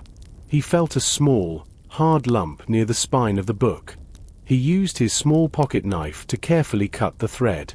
A tiny object fell out and landed in his palm with a soft, metallic sound. It was a small silver key. It was very clean and shiny, unlike everything else from the old lighthouse. Thomas held it up to the faint moonlight. There was a number engraved on the flat part of the key. 402. A key. Martha whispered. "But what does it open?" "There are no lockers here." Thomas looked at the old, rusted gates of the station. Anna said to go to the city. This is not a key for a house or a box. This is a luggage locker key. Most big train stations in the city have hundreds of them. Elias must have hidden the final piece of evidence there. Suddenly, the silence of the night was broken. A long, white beam of light cut through the fog from the road. A car was approaching the station. It was moving slowly, as if the driver was searching for something. Thomas grabbed Martha's hand and pulled her behind a large pile of old wooden crates. "Is it them?" Martha asked, her voice shaking. "I don't know," Thomas said. "But we cannot stay to find out. We need to reach the city, but we cannot take the train from here. The tracks are old and no trains stop here anymore. We have to walk to the next town and find a bus." The car stopped in front of the station. The engine stayed on, making a low, hungry sound. The headlights stayed bright, shining directly into the station lobby. Thomas saw the shadow of a man moving inside the car. He knew they were being hunted. The silver key felt hot in his hand. It was the only thing that could explain why Elias died and why they were running for their lives. "Follow me," Thomas whispered. "We will go through the back, along the tracks. It is the darkest way out." They moved into the darkness, leaving the station behind. The silver key with the number 402 was safe in Thomas's pocket. It was their only hope, but it was also a heavy burden. The secrets of the Lady of the Sea were calling to them from the city, and the hunters were right behind them. Thomas and Martha walked along the old train tracks. The metal rails were cold and wet under the grey morning light. The fog was thick, like a heavy blanket over the fields. They did not speak for a long time. They were too tired and too cold. Every step felt like a heavy chore. The only sound was the rhythm of their boots hitting the wooden beams of the track and the distant, lonely cry of a crow. "My feet are very sore, Thomas," Martha said. She stopped for a moment to catch her breath. "How much further to the next town?"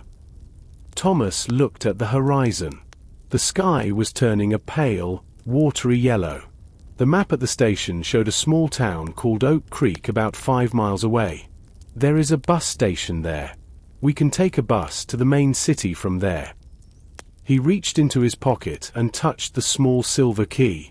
He pulled it out to look at the number 402 again. He thought about the large train station in the city. It was a place of glass and steel, filled with thousands of people every day. It was the perfect place to hide something.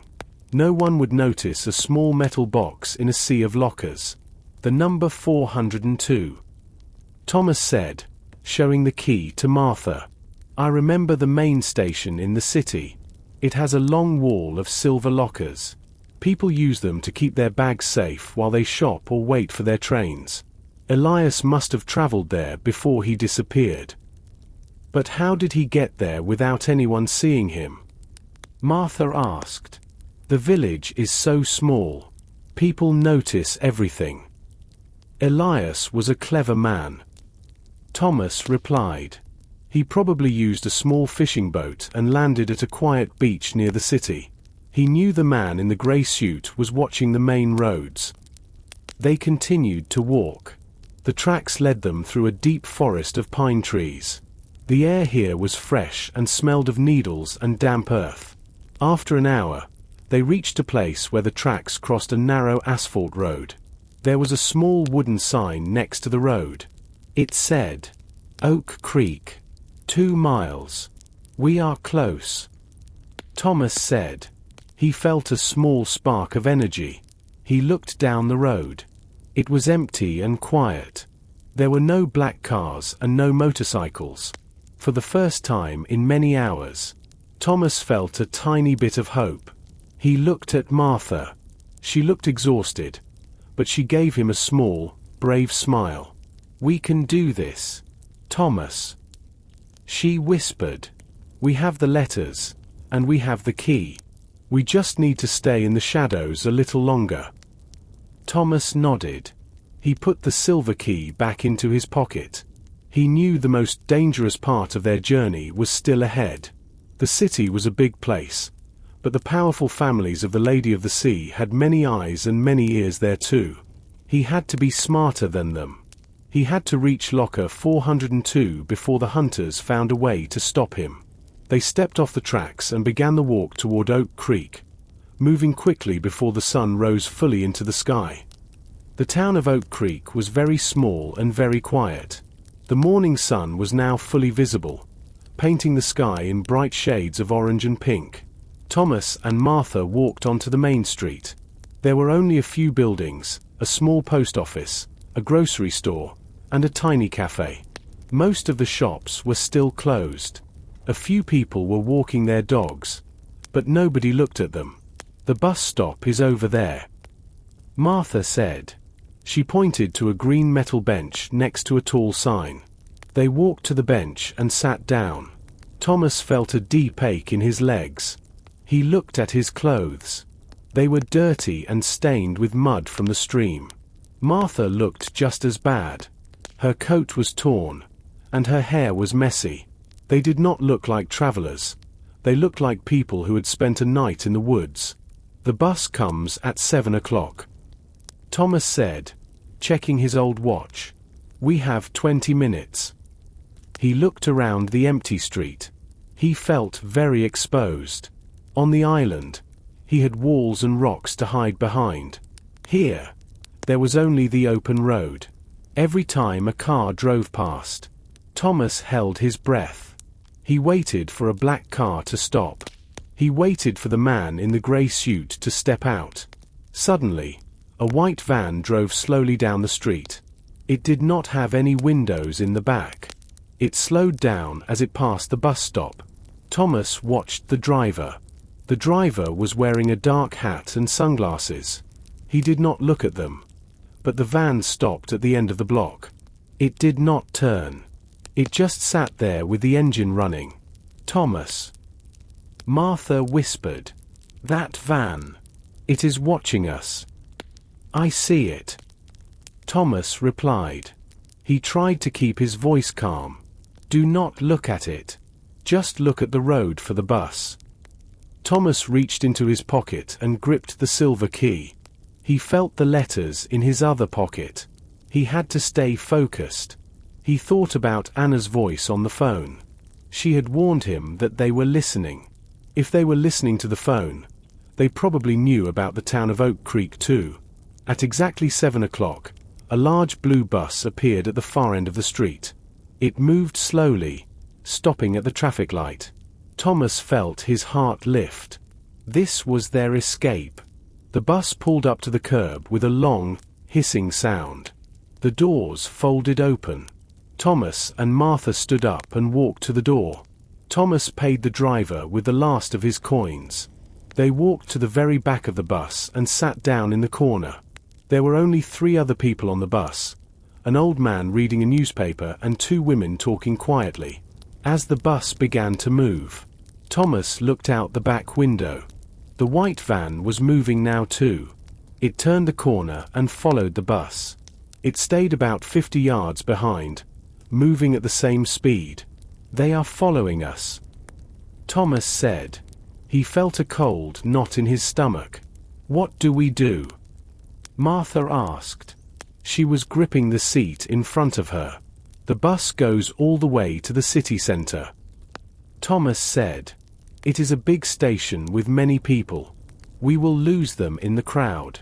We just have to reach the lockers before they reach us. The bus traveled for over an hour. Slowly, the green fields and tall trees of the countryside disappeared. They were replaced by grey concrete and tall buildings. Thomas had not been to the city in many years. To him, the city felt like a different planet. The buildings were so tall that he had to lean against the window to see the tops. There were thousands of cars, and the sidewalks were crowded with people in dark suits and colorful coats. Thomas looked at the back window again. The white van was still there. It moved through the traffic like a shark in the water. It was patient. It did not try to pass the bus. It just stayed close enough to see where they were going. Thomas felt a cold sweat on his neck. The city was full of people, but he felt more alone than ever. "We are almost at the central station," the bus driver announced. The bus turned a corner and a massive building appeared. It was made of stone and glass. It had many large doors and a giant clock on the front. This was the heart of the city. Thousands of people walked in and out of the station every minute. Thomas realized this was their best chance to escape. "Martha, listen to me," Thomas whispered. "When the doors open, we must move fast. Do not look back at the van. Just follow me into the crowd. We will head toward the main lobby." The bus pulled into the station's bus terminal. It stopped with a heavy, vibrating motion. The air outside the bus was loud with the noise of engines and shouting people. As soon as the doors folded open, Thomas grabbed Martha's hand. They stepped out onto the concrete. The air was thick with the smell of exhaust and expensive perfume. They ran toward the main entrance of the station. Thomas did not look back, but he could hear the sound of a car door closing nearby. He pushed through a group of travelers carrying heavy suitcases. He apologized to a woman in a red hat, but he did not stop moving. They entered the giant lobby of the station. The lobby was beautiful but terrifying.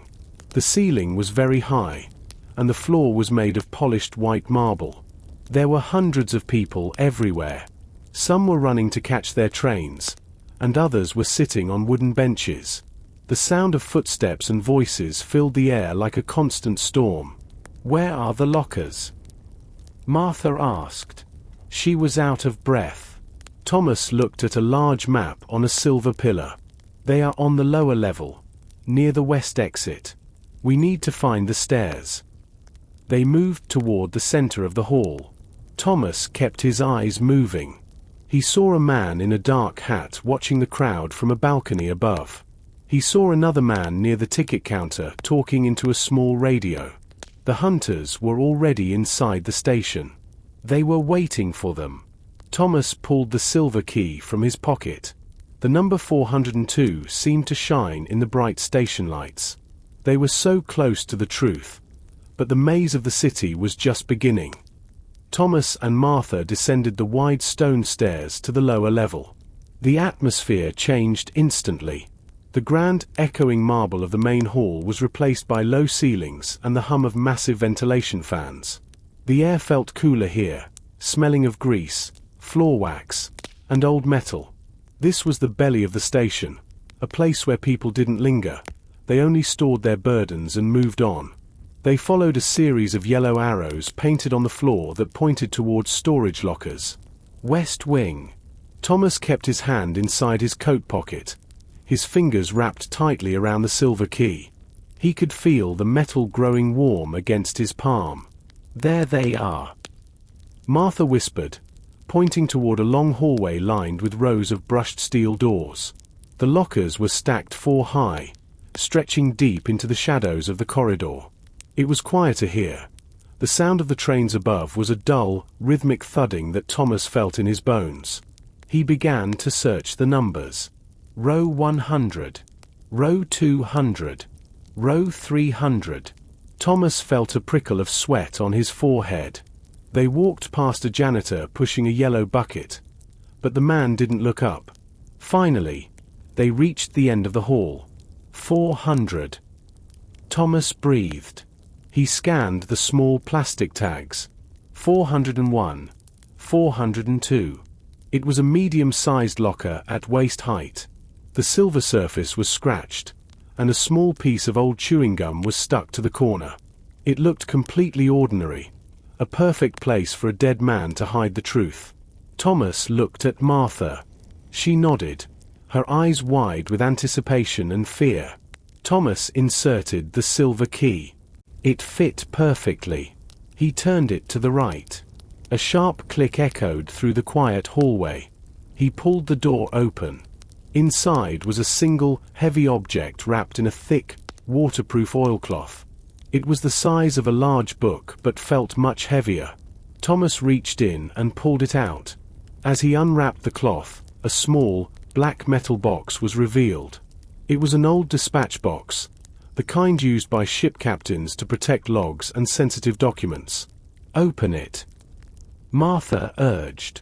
Thomas didn't need to force the lock. It was already unlatched. He lifted the lid. Inside lay a stack of black and white photographs and a heavy, leather-bound ledger with the seal of the Royal Shipping Registry. He picked up the top photograph. It showed a group of men standing on a pier in front of a large ship.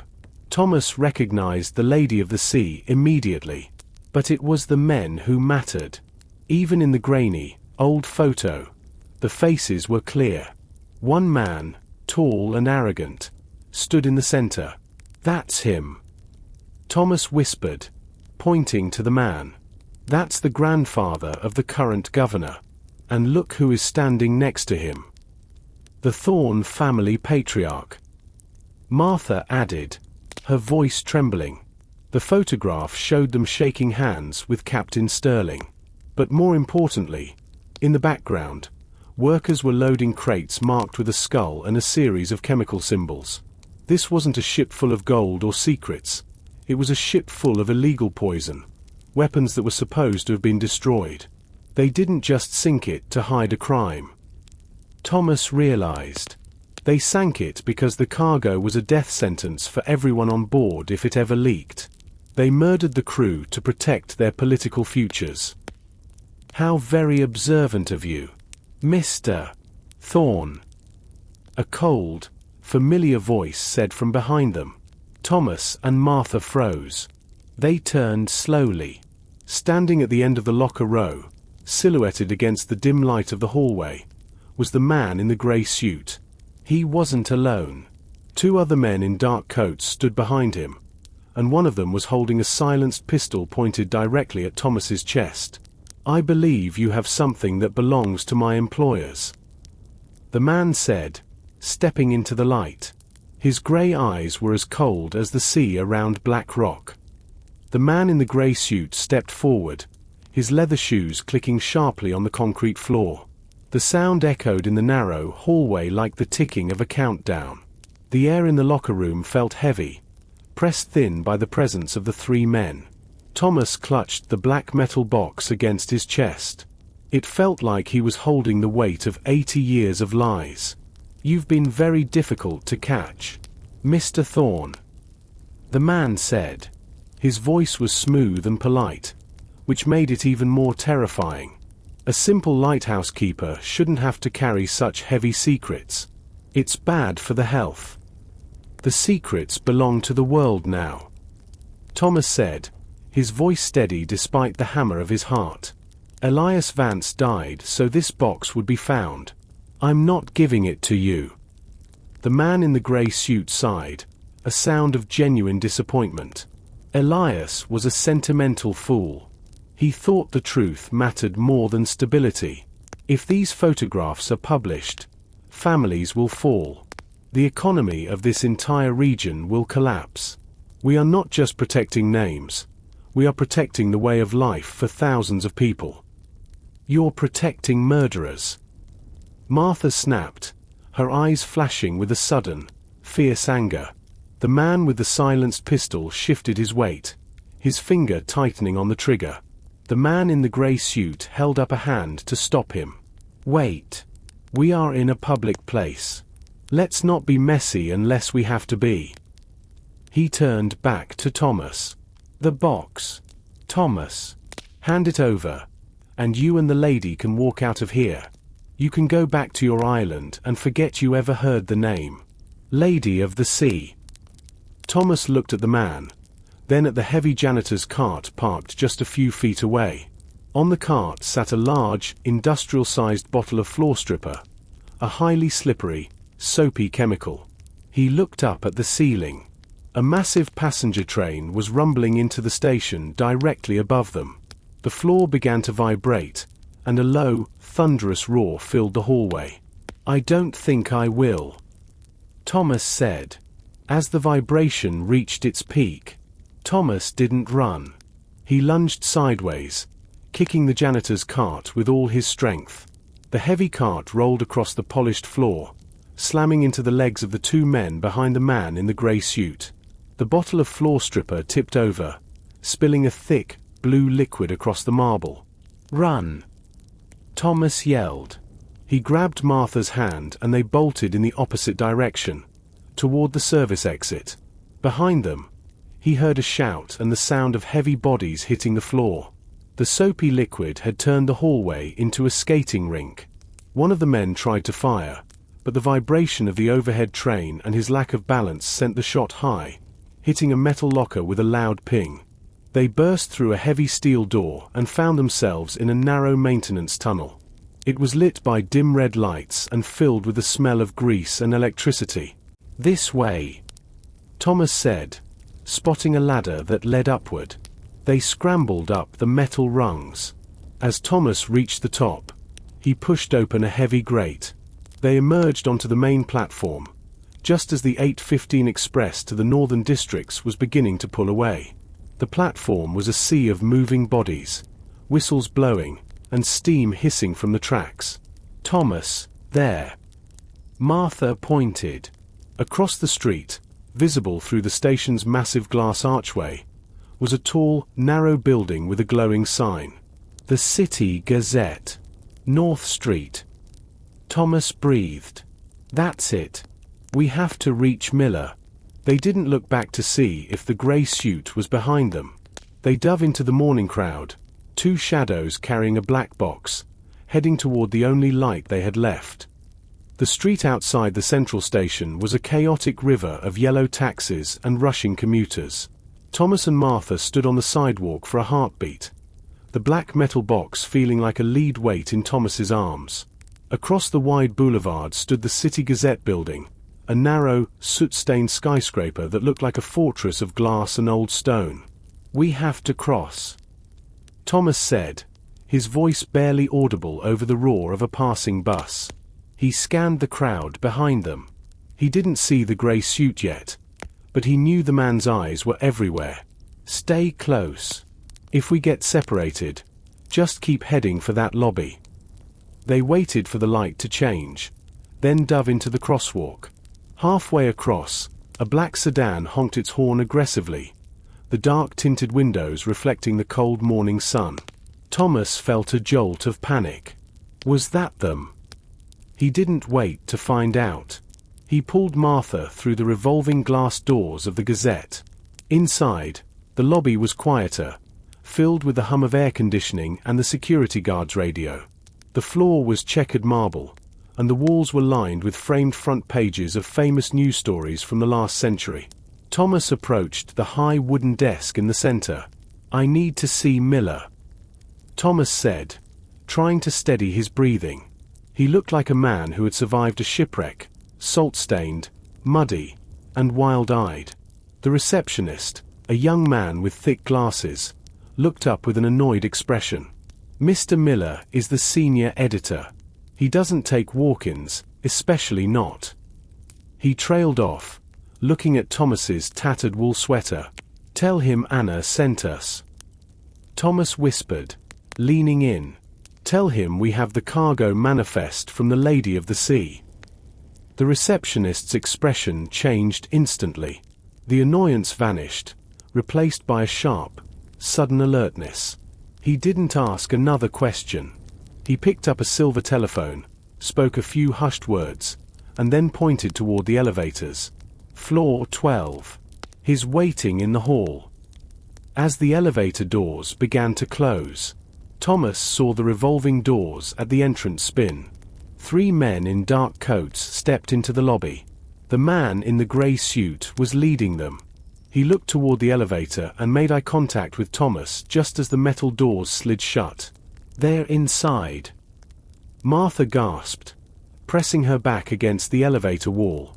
"We just need 5 minutes," Thomas said, watching the floor numbers climb. 5 minutes with Miller, and the secret isn't ours to carry anymore. The elevator dinged at the 12th floor.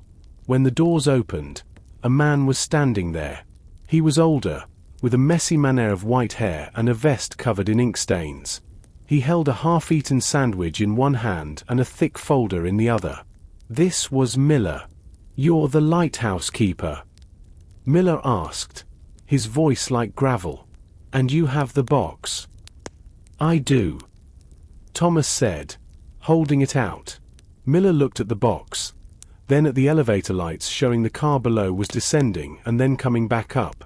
"They're right behind you, aren't they? Follow me. We're going to the archives. It's the only room in this building without a glass wall." Miller led them through a maze of cubicles where young journalists sat at glowing screens, their fingers flying over keyboards. The noise of the newsroom was a constant clatter, a frantic energy that felt like the pulse of the city itself. They reached a heavy oak door at the end of a long hallway. Miller unlocked it with a heavy brass key and ushered them inside. The archives were a cathedral of paper. Floor-to-ceiling shelves were packed with leather-bound volumes of old newspapers, smelling of dust and vinegar. Miller cleared a space on a large wooden table and gestured for Thomas to set the box down. "Anna called me," Miller said, his eyes never leaving the metal box. "She said her brother's ghost had finally sent a messenger. I didn't believe her until I saw your face on the morning news wire. The police in Stonehaven have a warrant out for you, Thomas. They're calling you a person of interest in a disappearance. They're calling me a murderer to keep me quiet," Thomas replied. He unlatched the lid of the box. "Look at this. This is why Elias died." Miller put on a pair of thin reading glasses. He picked up the photographs first. As he looked at the grainy images of the Thorn and Vane patriarchs standing beside the chemical crates, he let out a long, slow whistle. He then opened the ship's ledger, his eyes scanning the handwritten entries of Captain Sterling. "Lord have mercy," Miller whispered. The Lady of the Sea wasn't carrying gold or diplomats. She was a floating tomb for chemical weapons from the Great War. This stuff was banned by every treaty on the planet. If this had leaked near the coast, Stonehaven wouldn't exist today. They sank it on purpose, Martha said, her voice trembling. They killed 40 men to hide the fact that they were profiting from illegal weapons. Miller looked up, his face pale. "It's worse than that. The families who funded this didn't just survive. They thrived. They used the lost gold as a tax write-off and a way to launder money for their political campaigns. The current governor's entire career is built on the foundation of those sunken crates." Suddenly, a muffled boom echoed through the floor. It was the sound of a heavy door being kicked open down the hall. "They're in the newsroom," Miller said, his voice tight. He turned toward a small, hidden panel in the wall. A dumbwaiter used for sending papers between floors. "They'll expect me to run for the stairs. They won't expect you to go down." "What about you?" Thomas asked. "I've spent 40 years looking for a story that could burn this city down," Miller said with a grim smile. "I'm not leaving these papers. I'll stall them. You take the files to the printing press in the basement. Find a man named Silas. Tell him, the ink is red. He'll know what to do." Miller grabbed a handful of the most important documents and shoved them back into Thomas's arms. He kept the ledgers on the table. "Go!" Before they cut the power to the elevators. The dumbwaiter was a cramped, dark wooden box designed for bundles of paper, not grown men. Thomas helped Martha climb in first, her small frame barely fitting into the narrow space. Then, he squeezed himself in, clutching the oilcloth-wrapped documents against his chest. The space was so tight he could feel Martha's heart beating against his arm. "Hold the rope," Thomas whispered. He gripped the thick, hairy cord that controlled the manual pulley. With a slow, straining motion, he began to lower them into the dark shaft. The air inside the shaft was stale and smelled of oil. Above them, he could hear the faint sound of shouting and the crashing of glass. Miller was putting up a fight. Do you think he'll be okay? Martha asked into the darkness.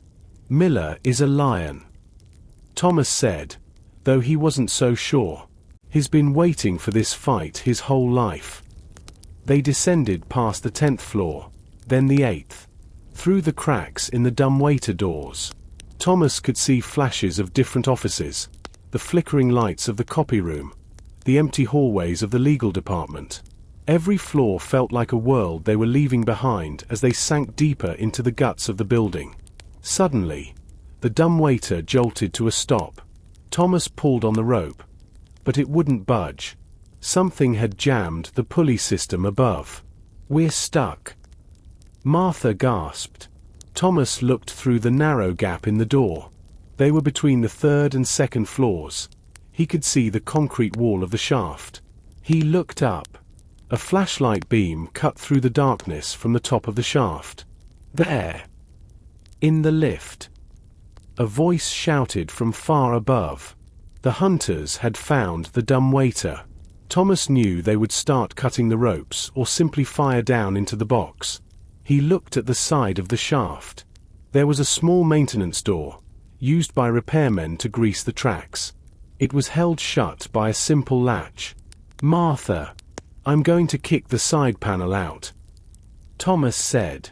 When I do, you have to jump to the ledge. Don't look down. He braced his back against the wooden wall and kicked the thin plywood panel with all his strength. It splintered and gave way. Beyond it was a narrow metal ledge and the maintenance door. Thomas helped Martha scramble out of the dumbwaiter. Just as he jumped to join her, a gunshot echoed in the shaft. A bullet hissed through the air, splintering the wood exactly where his head had been a second before. They scrambled through the maintenance door and found themselves in a dark, humid room filled with massive water pipes and humming electrical transformers. The basement, Thomas said, his lungs burning. We have to find Silas. The basement of the City Gazette was a cavernous space that vibrated with a low-frequency hum. As they moved deeper into the room, the hum turned into a thunderous roar. They turned a corner and saw the great printing presses, massive, 3-story-high machines of shining steel and spinning rollers. Thousands of miles of white paper snaked through the air like frozen waterfalls. The air was thick with the smell of black ink and hot metal. It was a forest of machinery. Thomas looked for Silas. He saw a man standing near a control console, wearing blue overalls and ear protectors. He was tall, with arms covered in grease and a face that looked like it was carved from granite. Thomas ran toward him, waving his arms. The man didn't see him at first over the roar of the machines. Thomas reached out and tapped him on the shoulder. The man spun around, his eyes sharp and suspicious. Miller sent us, Thomas shouted over the noise. The ink is red. Silas's eyes widened. He looked at the salt-stained man and the terrified woman, then at the oilcloth bundle in Thomas's arms. He didn't ask for an explanation. He reached over and hit a large red button on the console.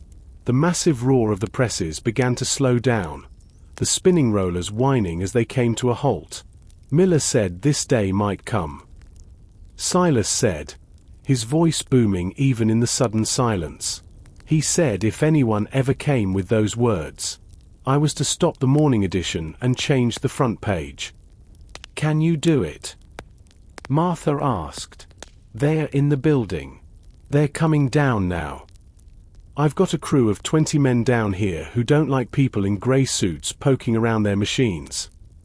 Silas said, glancing at a group of sturdy workers who were already gathering around. We can plate the new page in 10 minutes. But once we start the run, you have to get out of here. If the police come, I can't protect you once the papers are on the trucks. Just get the truth out, Thomas said, handing over the photographs and the captain's confession.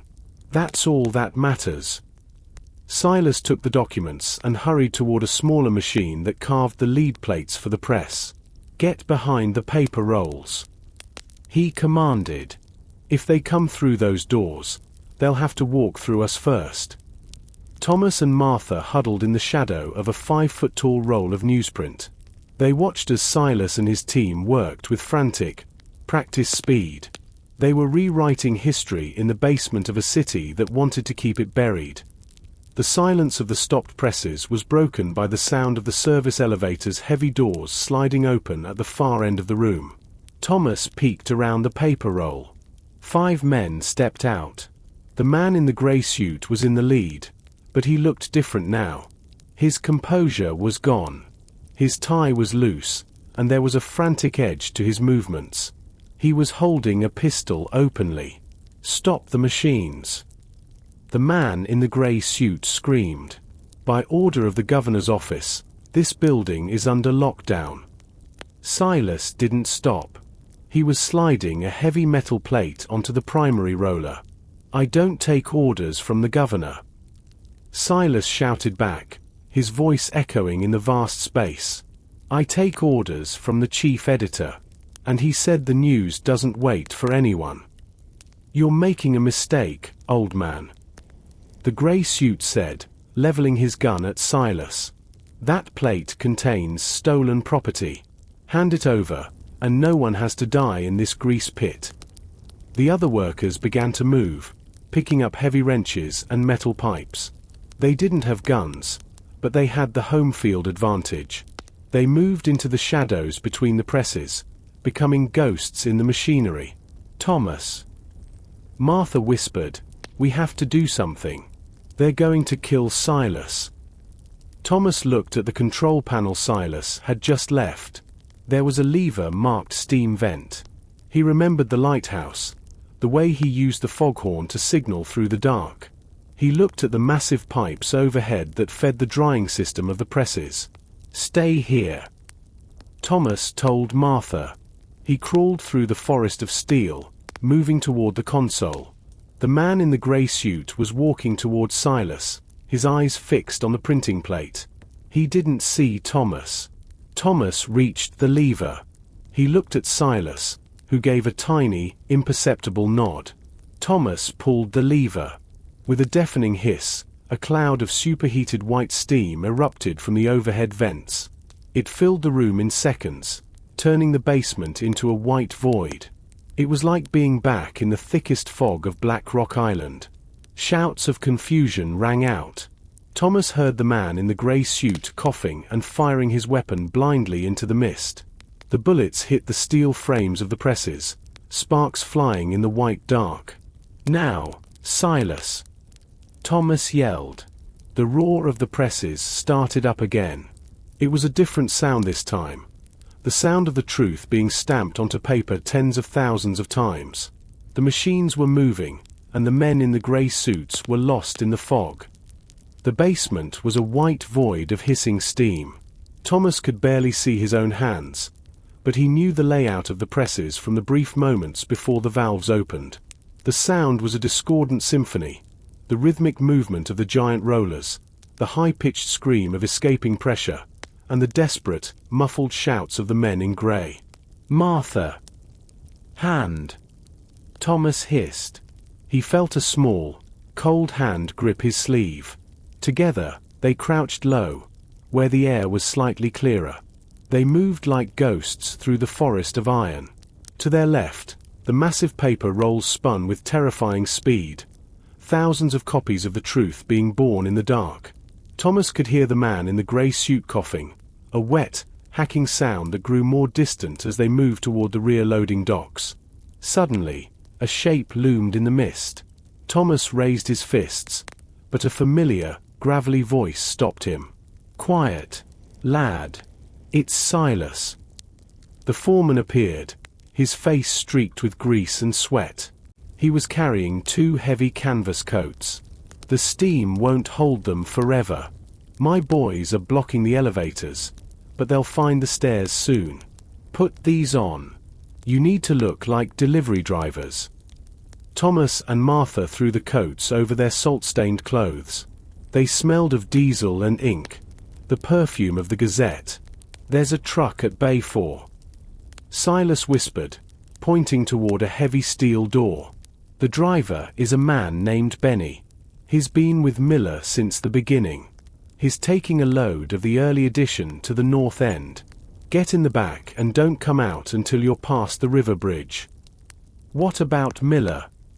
Martha asked, her eyes searching the steam. Silas's expression darkened.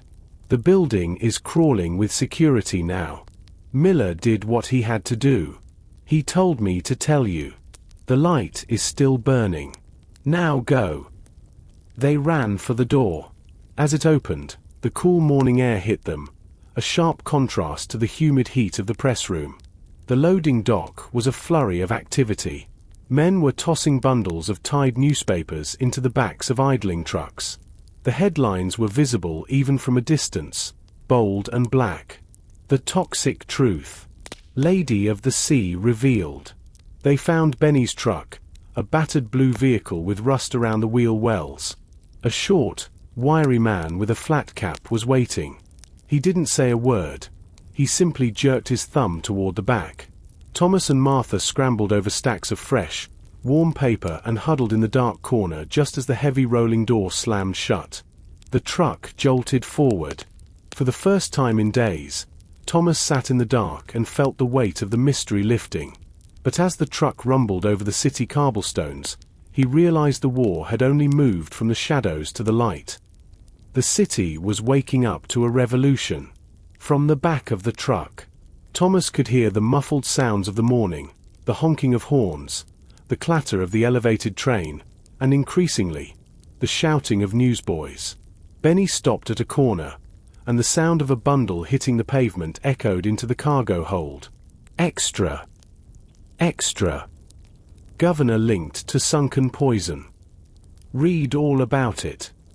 Thomas reached out and pulled a single newspaper from the top of the nearest stack. The ink was still slightly damp, staining his fingertips.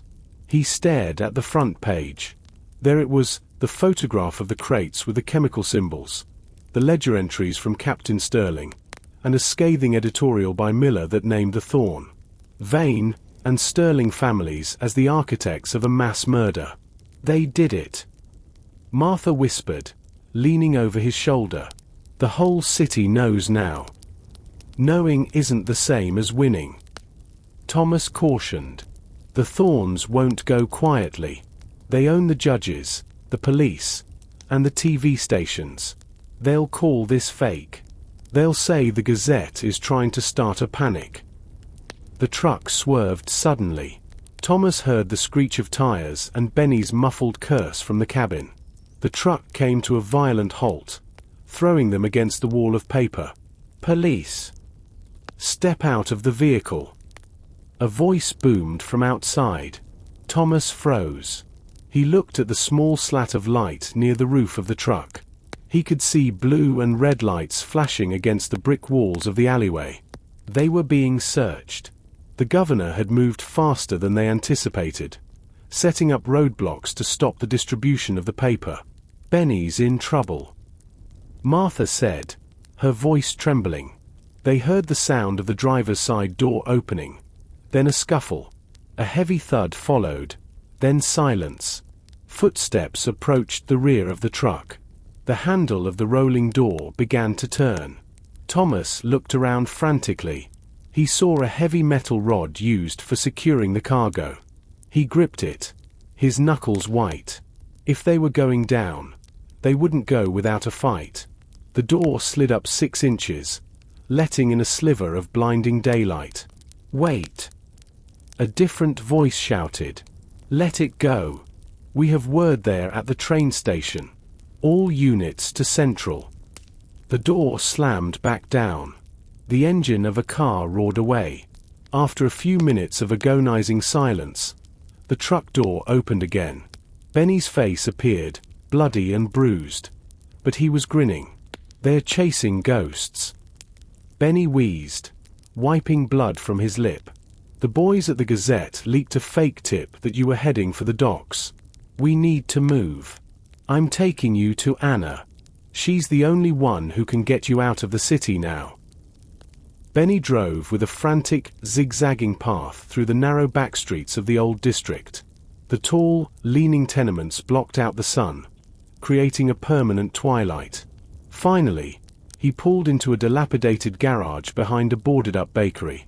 "Third floor," Benny said, leaning against the steering wheel. "The door with the blue ribbon. Go. I have to get this paper to the north end.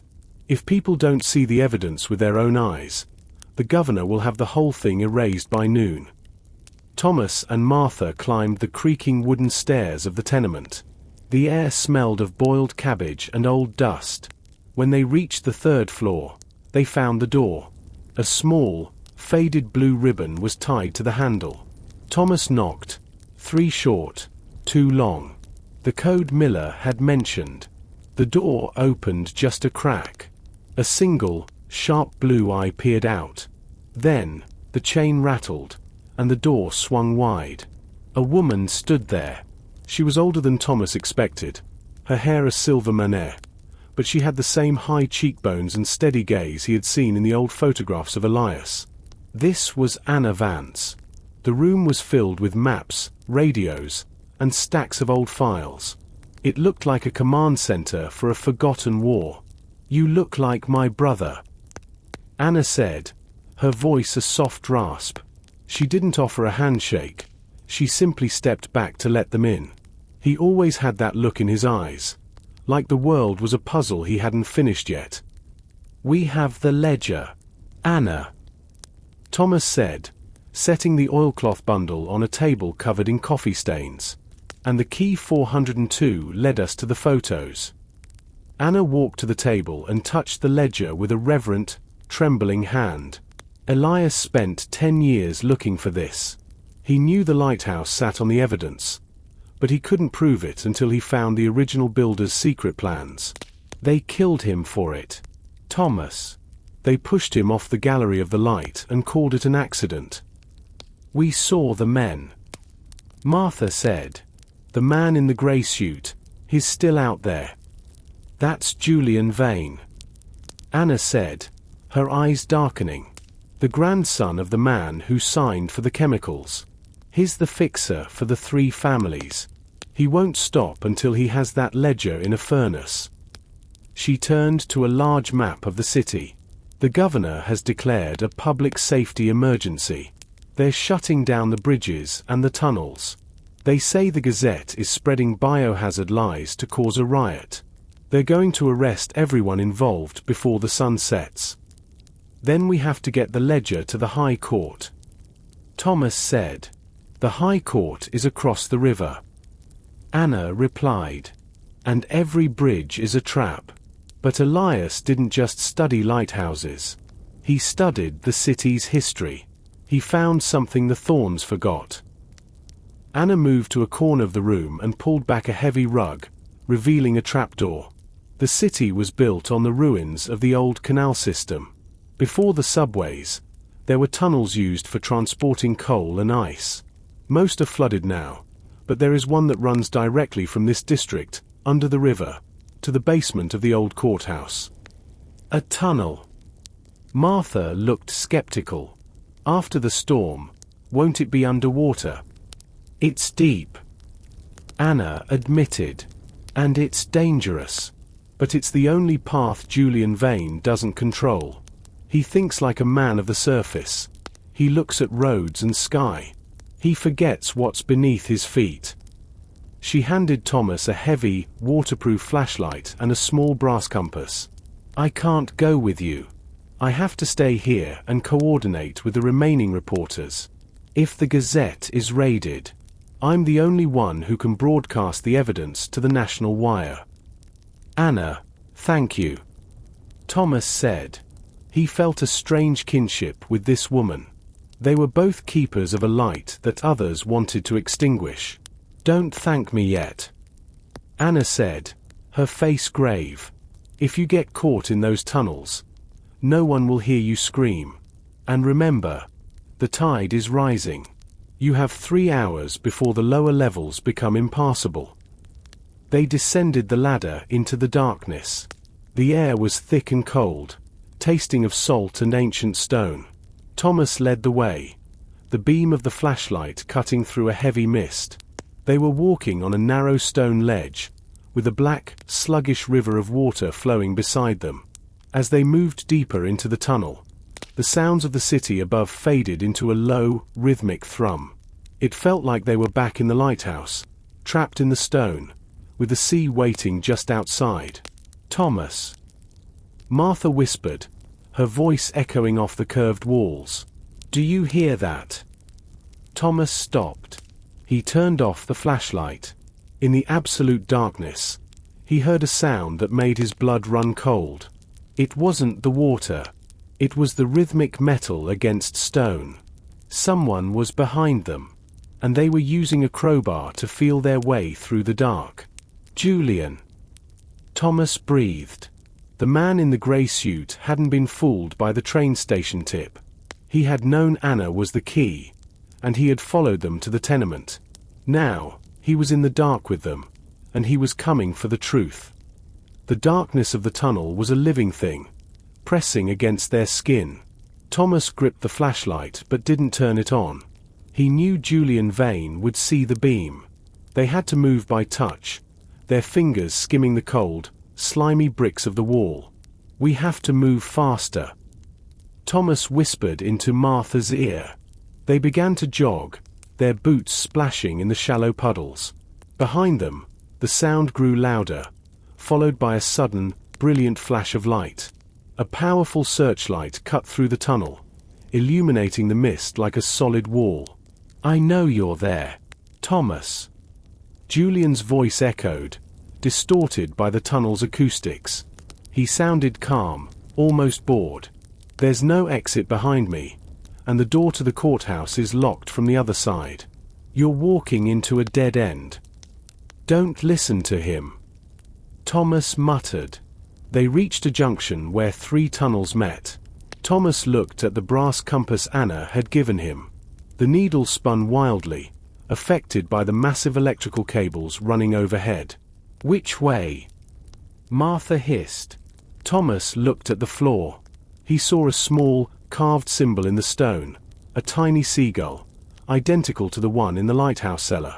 Elias had been here. He had marked the path. "This way." They dived into the narrowest tunnel on the right.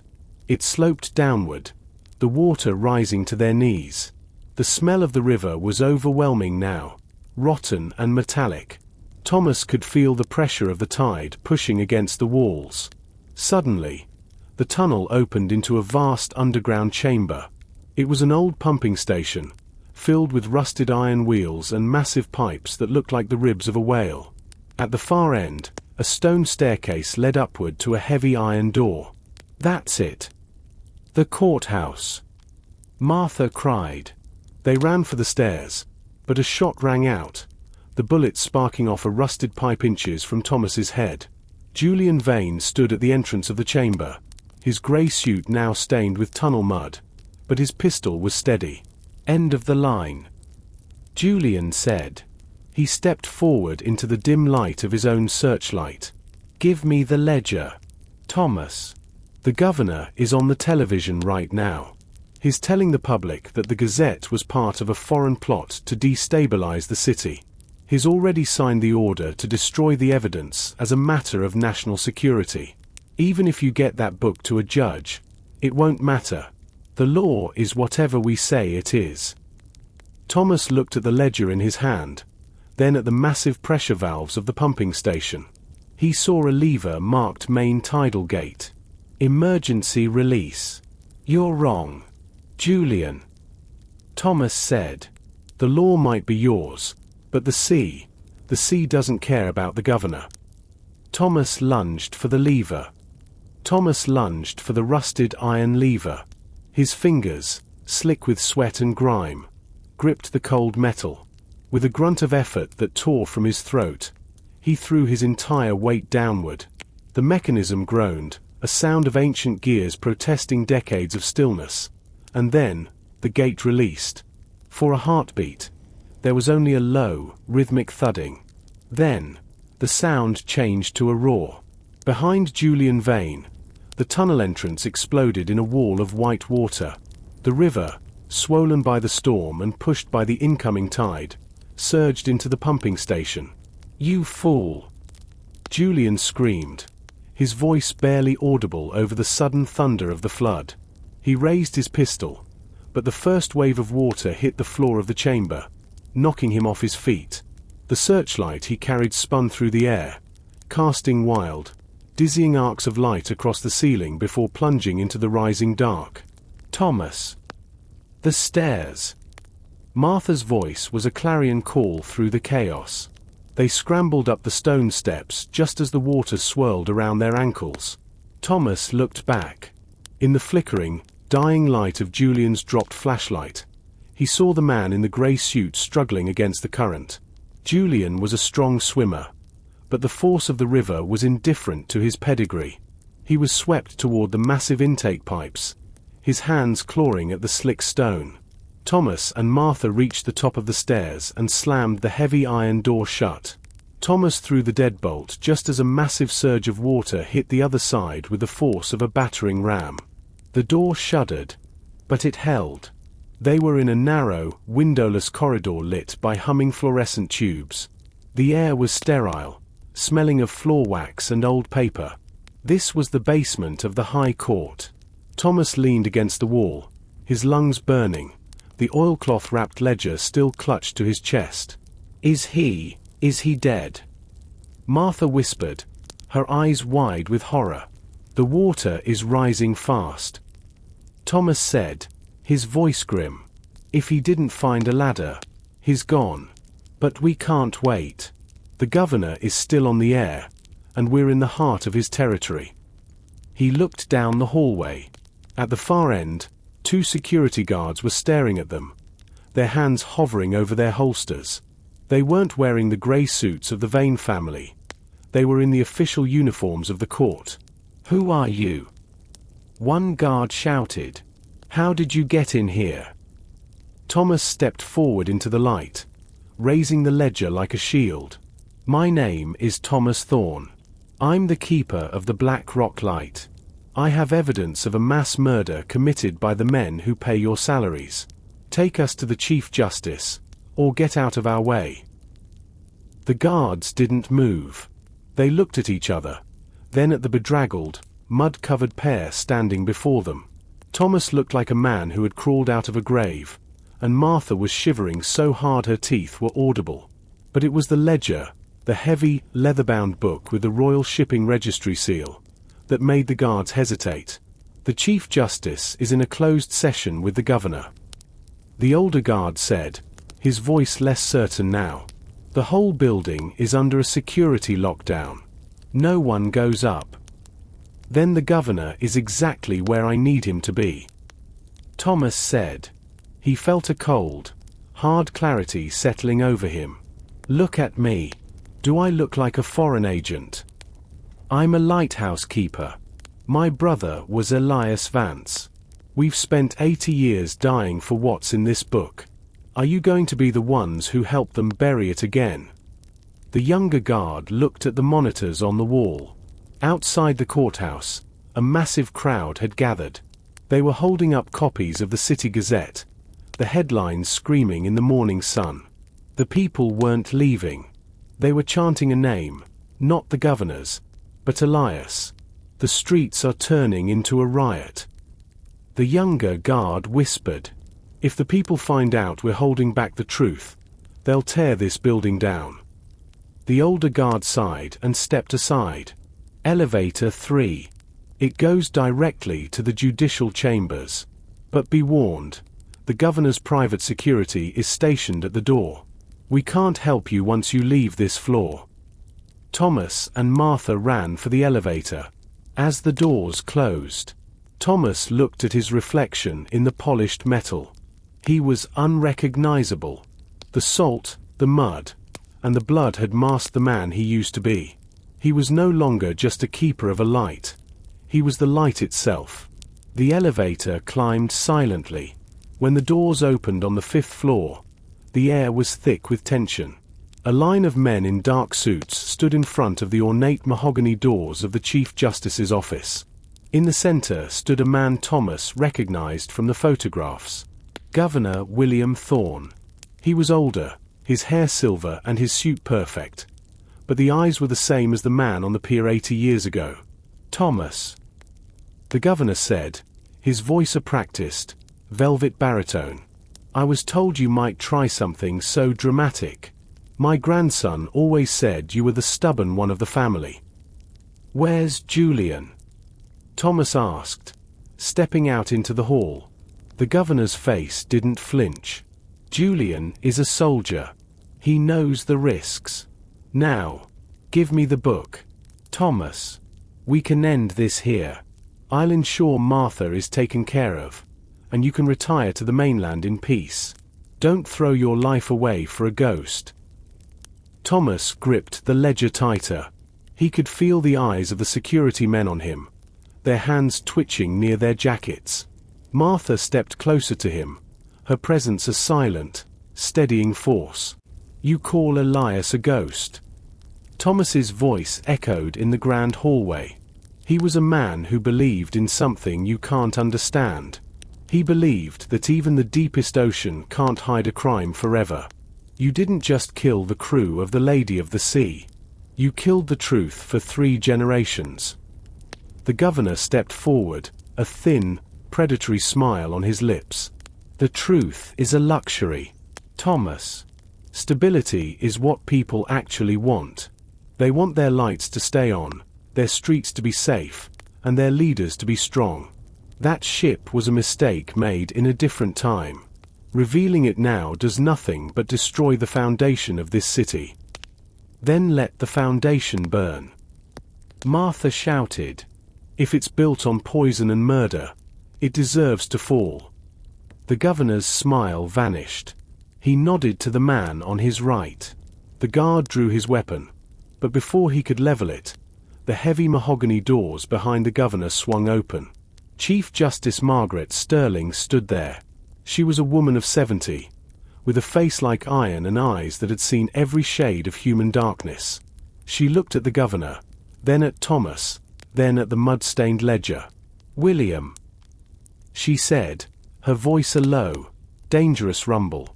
"I believe I told you this session was private, and I certainly didn't authorize your men to draw weapons in my chambers. Margaret, this is a matter of state security." The governor insisted, though his voice had lost its velvet edge. "This man is a fugitive. He's carrying stolen documents. I am the Chief Justice of this High Court," she replied, stepping into the hall. "I decide what is stolen and what is evidence. Mr. Thorne, is that the registry ledger?" "It is," Thomas said, walking past the governor and handing the book to her. "And the chemical manifest. And the photographs of your father shaking hands with the men who sank the ship." The hallway went deathly silent. The governor's face turned a pale, sickly grey. Justice Sterling took the ledger, her hand steady as she opened the first page. She looked at the signature of Captain Edward Sterling, her own father. "My father told me the ship hit a mine," she whispered, her eyes scanning the confession Elias had tucked into the spine. "He told me he was the only hero of that night." She looked up at the governor, and for the first time, Thomas saw fear in the powerful man's eyes. "The session is no longer private," Justice Sterling announced. "Bring in the court stenographer, and open the doors to the press. The people have waited 80 years for this verdict." The judicial chamber was a cavern of oak and gold, usually a place of hushed whispers and slow law. Now, it was a thunderbox.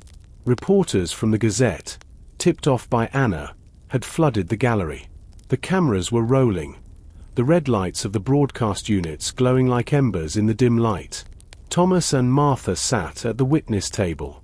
Thomas felt the warmth of the room, the first time he had been warm in days, but he couldn't stop shaking. It was the adrenaline finally leaving his system, replaced by a profound, hollow exhaustion. Justice Sterling sat on the high bench, the ledger open before her. She didn't look like a judge. She looked like a priestess presiding over a funeral. "The evidence presented here," she began, her voice carried to every radio and television in the city. is indisputable. These documents, preserved by the late Elias Vance and recovered by Thomas Thorne, prove that the sinking of the Lady of the Sea was not an accident of war. It was a deliberate act of mass murder, orchestrated by the Sterling, Vane, and Thorne families to conceal the transport of illegal chemical armaments. A gasp went up from the gallery. The governor sat at the defense table, his lawyers whispering frantically in his ear, but he looked like a man already under the gallows. Furthermore, the justice continued, her gaze fixing on William Thorne. This court finds evidence of a decades-long conspiracy to suppress this truth through intimidation, theft, and the suspected murder of Elias Vance. I am hereby ordering the immediate arrest of Governor William Thorne on charges of conspiracy and obstruction of justice, pending a full criminal investigation into the death of Mr. Vance. The room exploded. Shouts, flashes of cameras, and the frantic movement of bailiffs filled the air. Thomas watched as two officers approached the governor. The powerful man didn't fight. He simply stood up, adjusted his silk tie, and allowed the handcuffs to be clicked around his wrists. As he was led past Thomas, he stopped. "You've destroyed it all, Thomas," the governor whispered. "The city will tear itself apart now. I hope your conscience is worth the chaos." "My conscience is fine, William," Thomas replied. "It's the first time in 80 years it's been able to sleep." As the governor was led away, Martha grabbed Thomas's hand. They looked up at the gallery. Among the sea of faces, Thomas saw a woman with silver hair and sharp blue eyes. Anna Vance was standing there, a single tear tracking through the dust on her cheek. She raised a hand in a silent salute. The debt was paid. The aftermath of the trial was a blur of noise and light. The city didn't tear itself apart, as the governor had predicted. Instead, it felt like a giant fever had finally broken. The streets were filled with people, but they weren't rioting, they were holding vigils. Candles were lit in every window of Stonehaven, and the harbor was filled with fishing boats, their lights bobbing on the water like stars. Thomas and Martha were offered a room in the city's finest hotel, but they couldn't stay. The city felt too loud, too heavy with the weight of its own history. They needed the air. They needed the salt. 3 days after the trial, they stood on the pier in Stonehaven. The Sea Star had been recovered from the lagoon, cleaned of the mud and seaweed. The engine started on the first pull, a steady, honest sound that made Thomas smile for the first time in a week. "Are you sure you want to go back?" Thomas asked, looking at Martha. "The island is a lonely place, and the story is over." Martha looked out toward the horizon, where the dark shape of Black Rock Island sat against the purple twilight. "The story isn't over, Thomas. It's just starting a new chapter. Besides, someone has to help you keep the light. I think I've had enough of the mainland to last a lifetime." They moved across the water, the boat cutting through the gentle swells. The storm was a memory, the sea calm and forgiving. As they approached the island, Thomas looked up at the lighthouse. The light was dark. For the first time in 3 years, the black rock light had gone out during the chaos. They climbed the stone path, their legs feeling strong and sure. They reached the lighthouse door and climbed the winding stairs to the gallery. Thomas stepped into the lantern room, the massive glass lenses surrounding him like a crystal cage. He checked the fuel, cleaned the wick, and struck a match. The flame caught, and Thomas began to turn the heavy brass wheel. Slowly, the great light began to rotate. The beam cut through the gathering fog, a long, brilliant arm of white light reaching out toward the sea. Thomas stepped out onto the balcony. The wind was cold, but it felt clean. He looked down at the rocks where the Lady of the Sea lay hidden in the deep. He thought of Elias, and the men who never came home, and the secrets that finally found the sun. "We're here, Elias," Thomas whispered into the wind. He looked at Martha, who was standing beside him, her face lit by the rhythmic sweep of the light. They weren't just keeping a light for ships anymore. They were keeping a light for the truth. And as long as the black rock light was burning, the shadows would never be able to hide again. The first few weeks after the trial were a strange, hollow time. The world was screaming, but Black Rock Island was silent. Every morning, Thomas woke up expecting to hear the kick of a door or the roar of a black sedan, but there was only the cry of the gulls and the rhythmic tide. The island, which had once felt like a prison of secrets, now felt like a sanctuary. Martha had moved into the guest quarters of the Lighthouse. She spent her days organizing the small library Elias had left behind, cleaning the salt from the window panes, and watching the horizon. They didn't talk much about the city. It felt like a fever dream that had finally broken. However, the world would not let them go so easily. Almost every day, a boat would appear in the distance. Journalists, photographers, and curious onlookers would circle the island, their long lenses pointing at the tower like silver eyes. Thomas refused to let them land. He was a lighthouse keeper, not a celebrity, and he had a duty to the light that didn't include interviews. They want to know how it feels, Martha said one evening as they sat on the gallery, watching a news helicopter hover a mile away. They want us to tell them that we feel like heroes. I don't feel like a hero, Thomas said, leaning his arms on the cold iron railing. I feel like a man who finally put a heavy bag down. Elias was the hero. He did the hard work of finding the truth while everyone else was looking the other way. I just delivered the mail. A week later, the first official visit arrived. It wasn't a journalist, but a team from the Maritime Heritage Society, accompanied by a heavy police escort. They had orders to begin a formal survey of the waters around the island. The Lady of the Sea was no longer a ghost story. She was a crime scene. Thomas led them to the cliffs where he had first found the bottle. He pointed down into the churning green water where the rocks, the devil's teeth, hid the jagged remains of the ship. The divers prepared their equipment, their black wetsuits looking like seal skin in the grey light. We're looking for the canisters, the lead investigator told Thomas. The ledger said there were over 200. If the casings have rusted through, we might have a different kind of disaster on our hands. Thomas watched as the divers vanished beneath the surface. He felt a pang of anxiety. The truth was out, but the poison was still there, lurking in the dark. It felt like the island was holding its breath, waiting to see if the wounds of the past could truly be healed, or if the sea would keep its toxic sting forever. The divers stayed down for hours. When they finally returned to the surface, their faces were grim. They climbed onto the deck of their research vessel, shivering despite their thick suits. Thomas and Martha watched from the ledge, the wind whipping their hair. The lead diver, a man named Henderson, climbed up the path to meet them. He was carrying a small underwater camera. "You were right, Mr. Thorne," he said, his voice heavy with awe. "She's down there, split in two, resting right between the pillars of the teeth." He showed them a grainy image on a small screen. It was a skeletal shape covered in anemones and ghost nets. But beneath the organic growth, the straight lines of a man-made vessel were clear.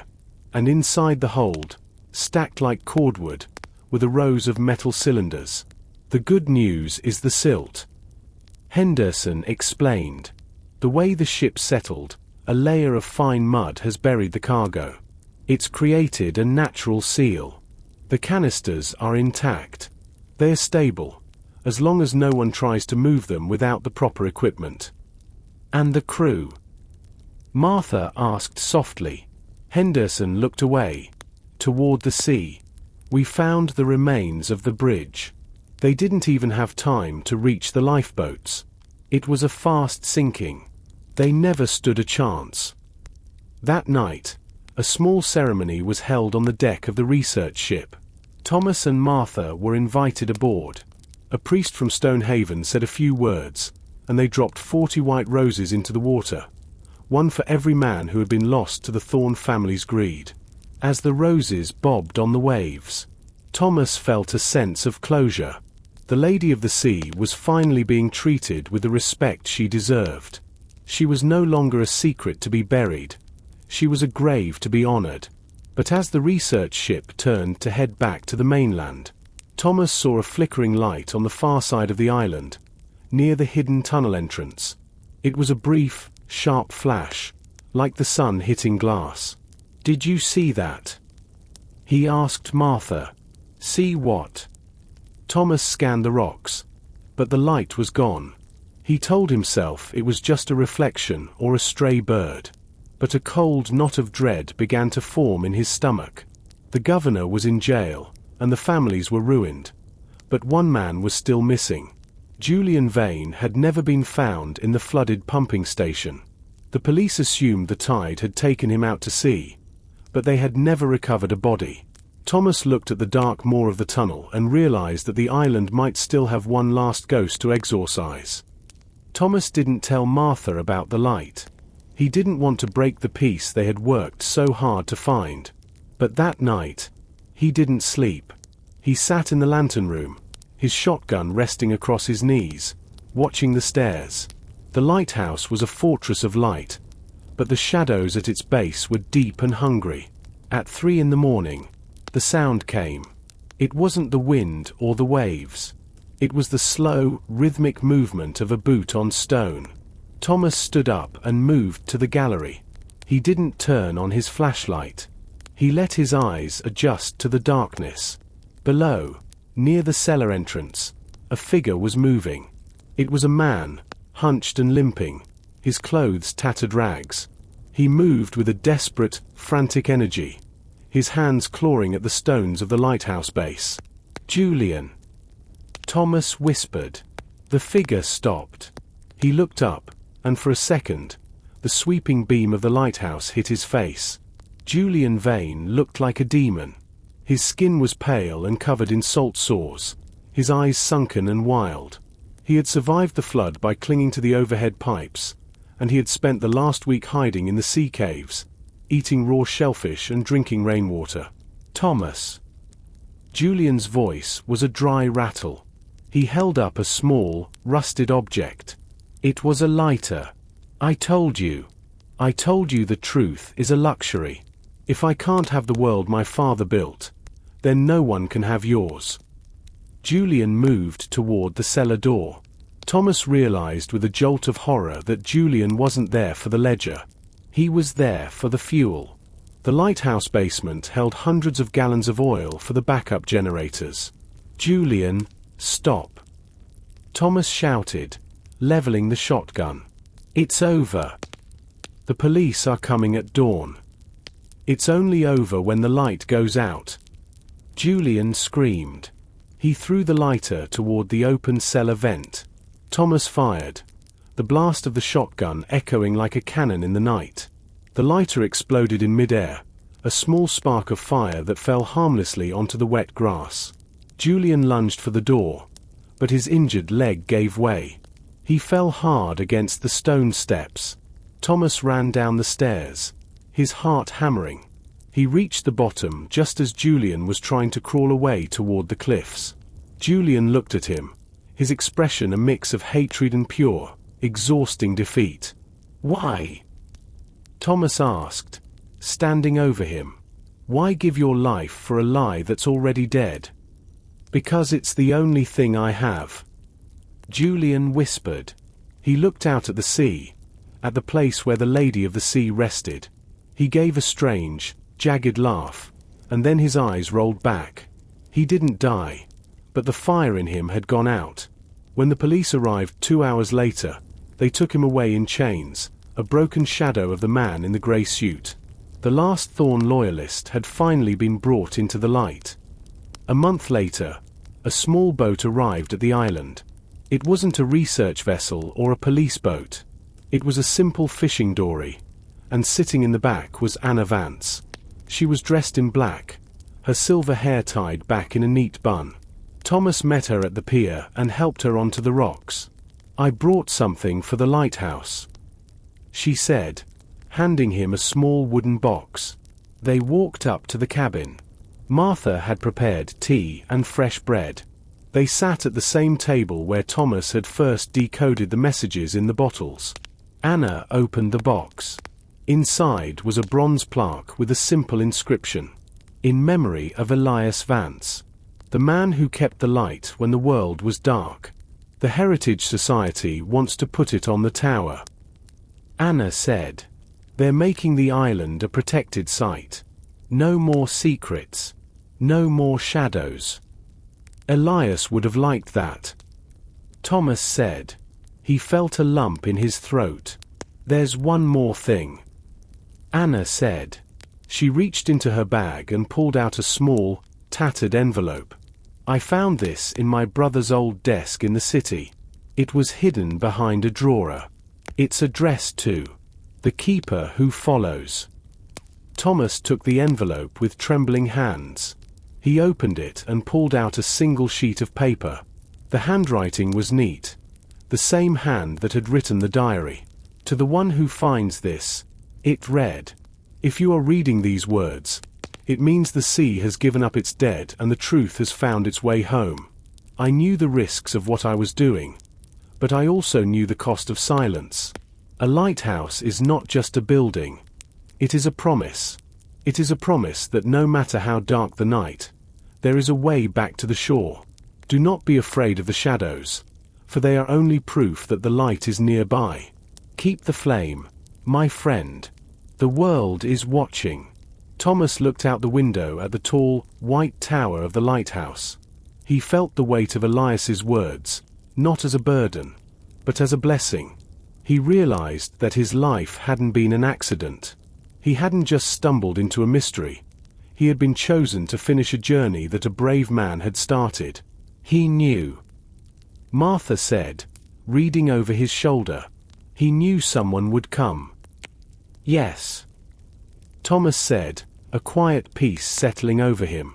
He knew the light wouldn't go out. Years passed on Black Rock Island.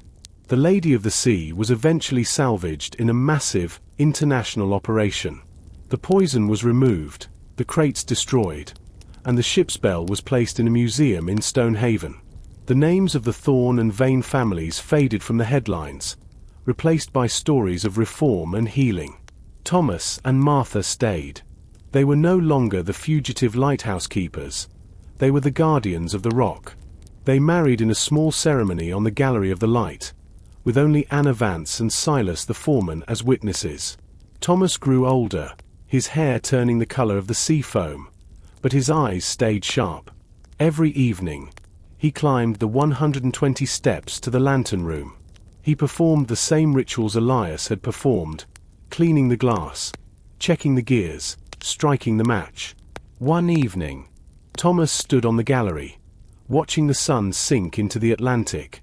The sky was a bruised palette of gold and violet. Beside him, Martha was sketching the flight of a pair of peregrine falcons that had made their nest in the cliffs. "Do you ever miss the mainland, Thomas?" she asked, without looking up from her pad. Thomas looked back at the distant, sparkling lights of Stonehaven. He thought about the crowded streets, the noise of the city, and the weight of the crowds. Then he looked at the vast, open horizon and the steady, rhythmic sweep of his own light cutting through the gathering dusk. "No," Thomas said. "Everything I need is right here.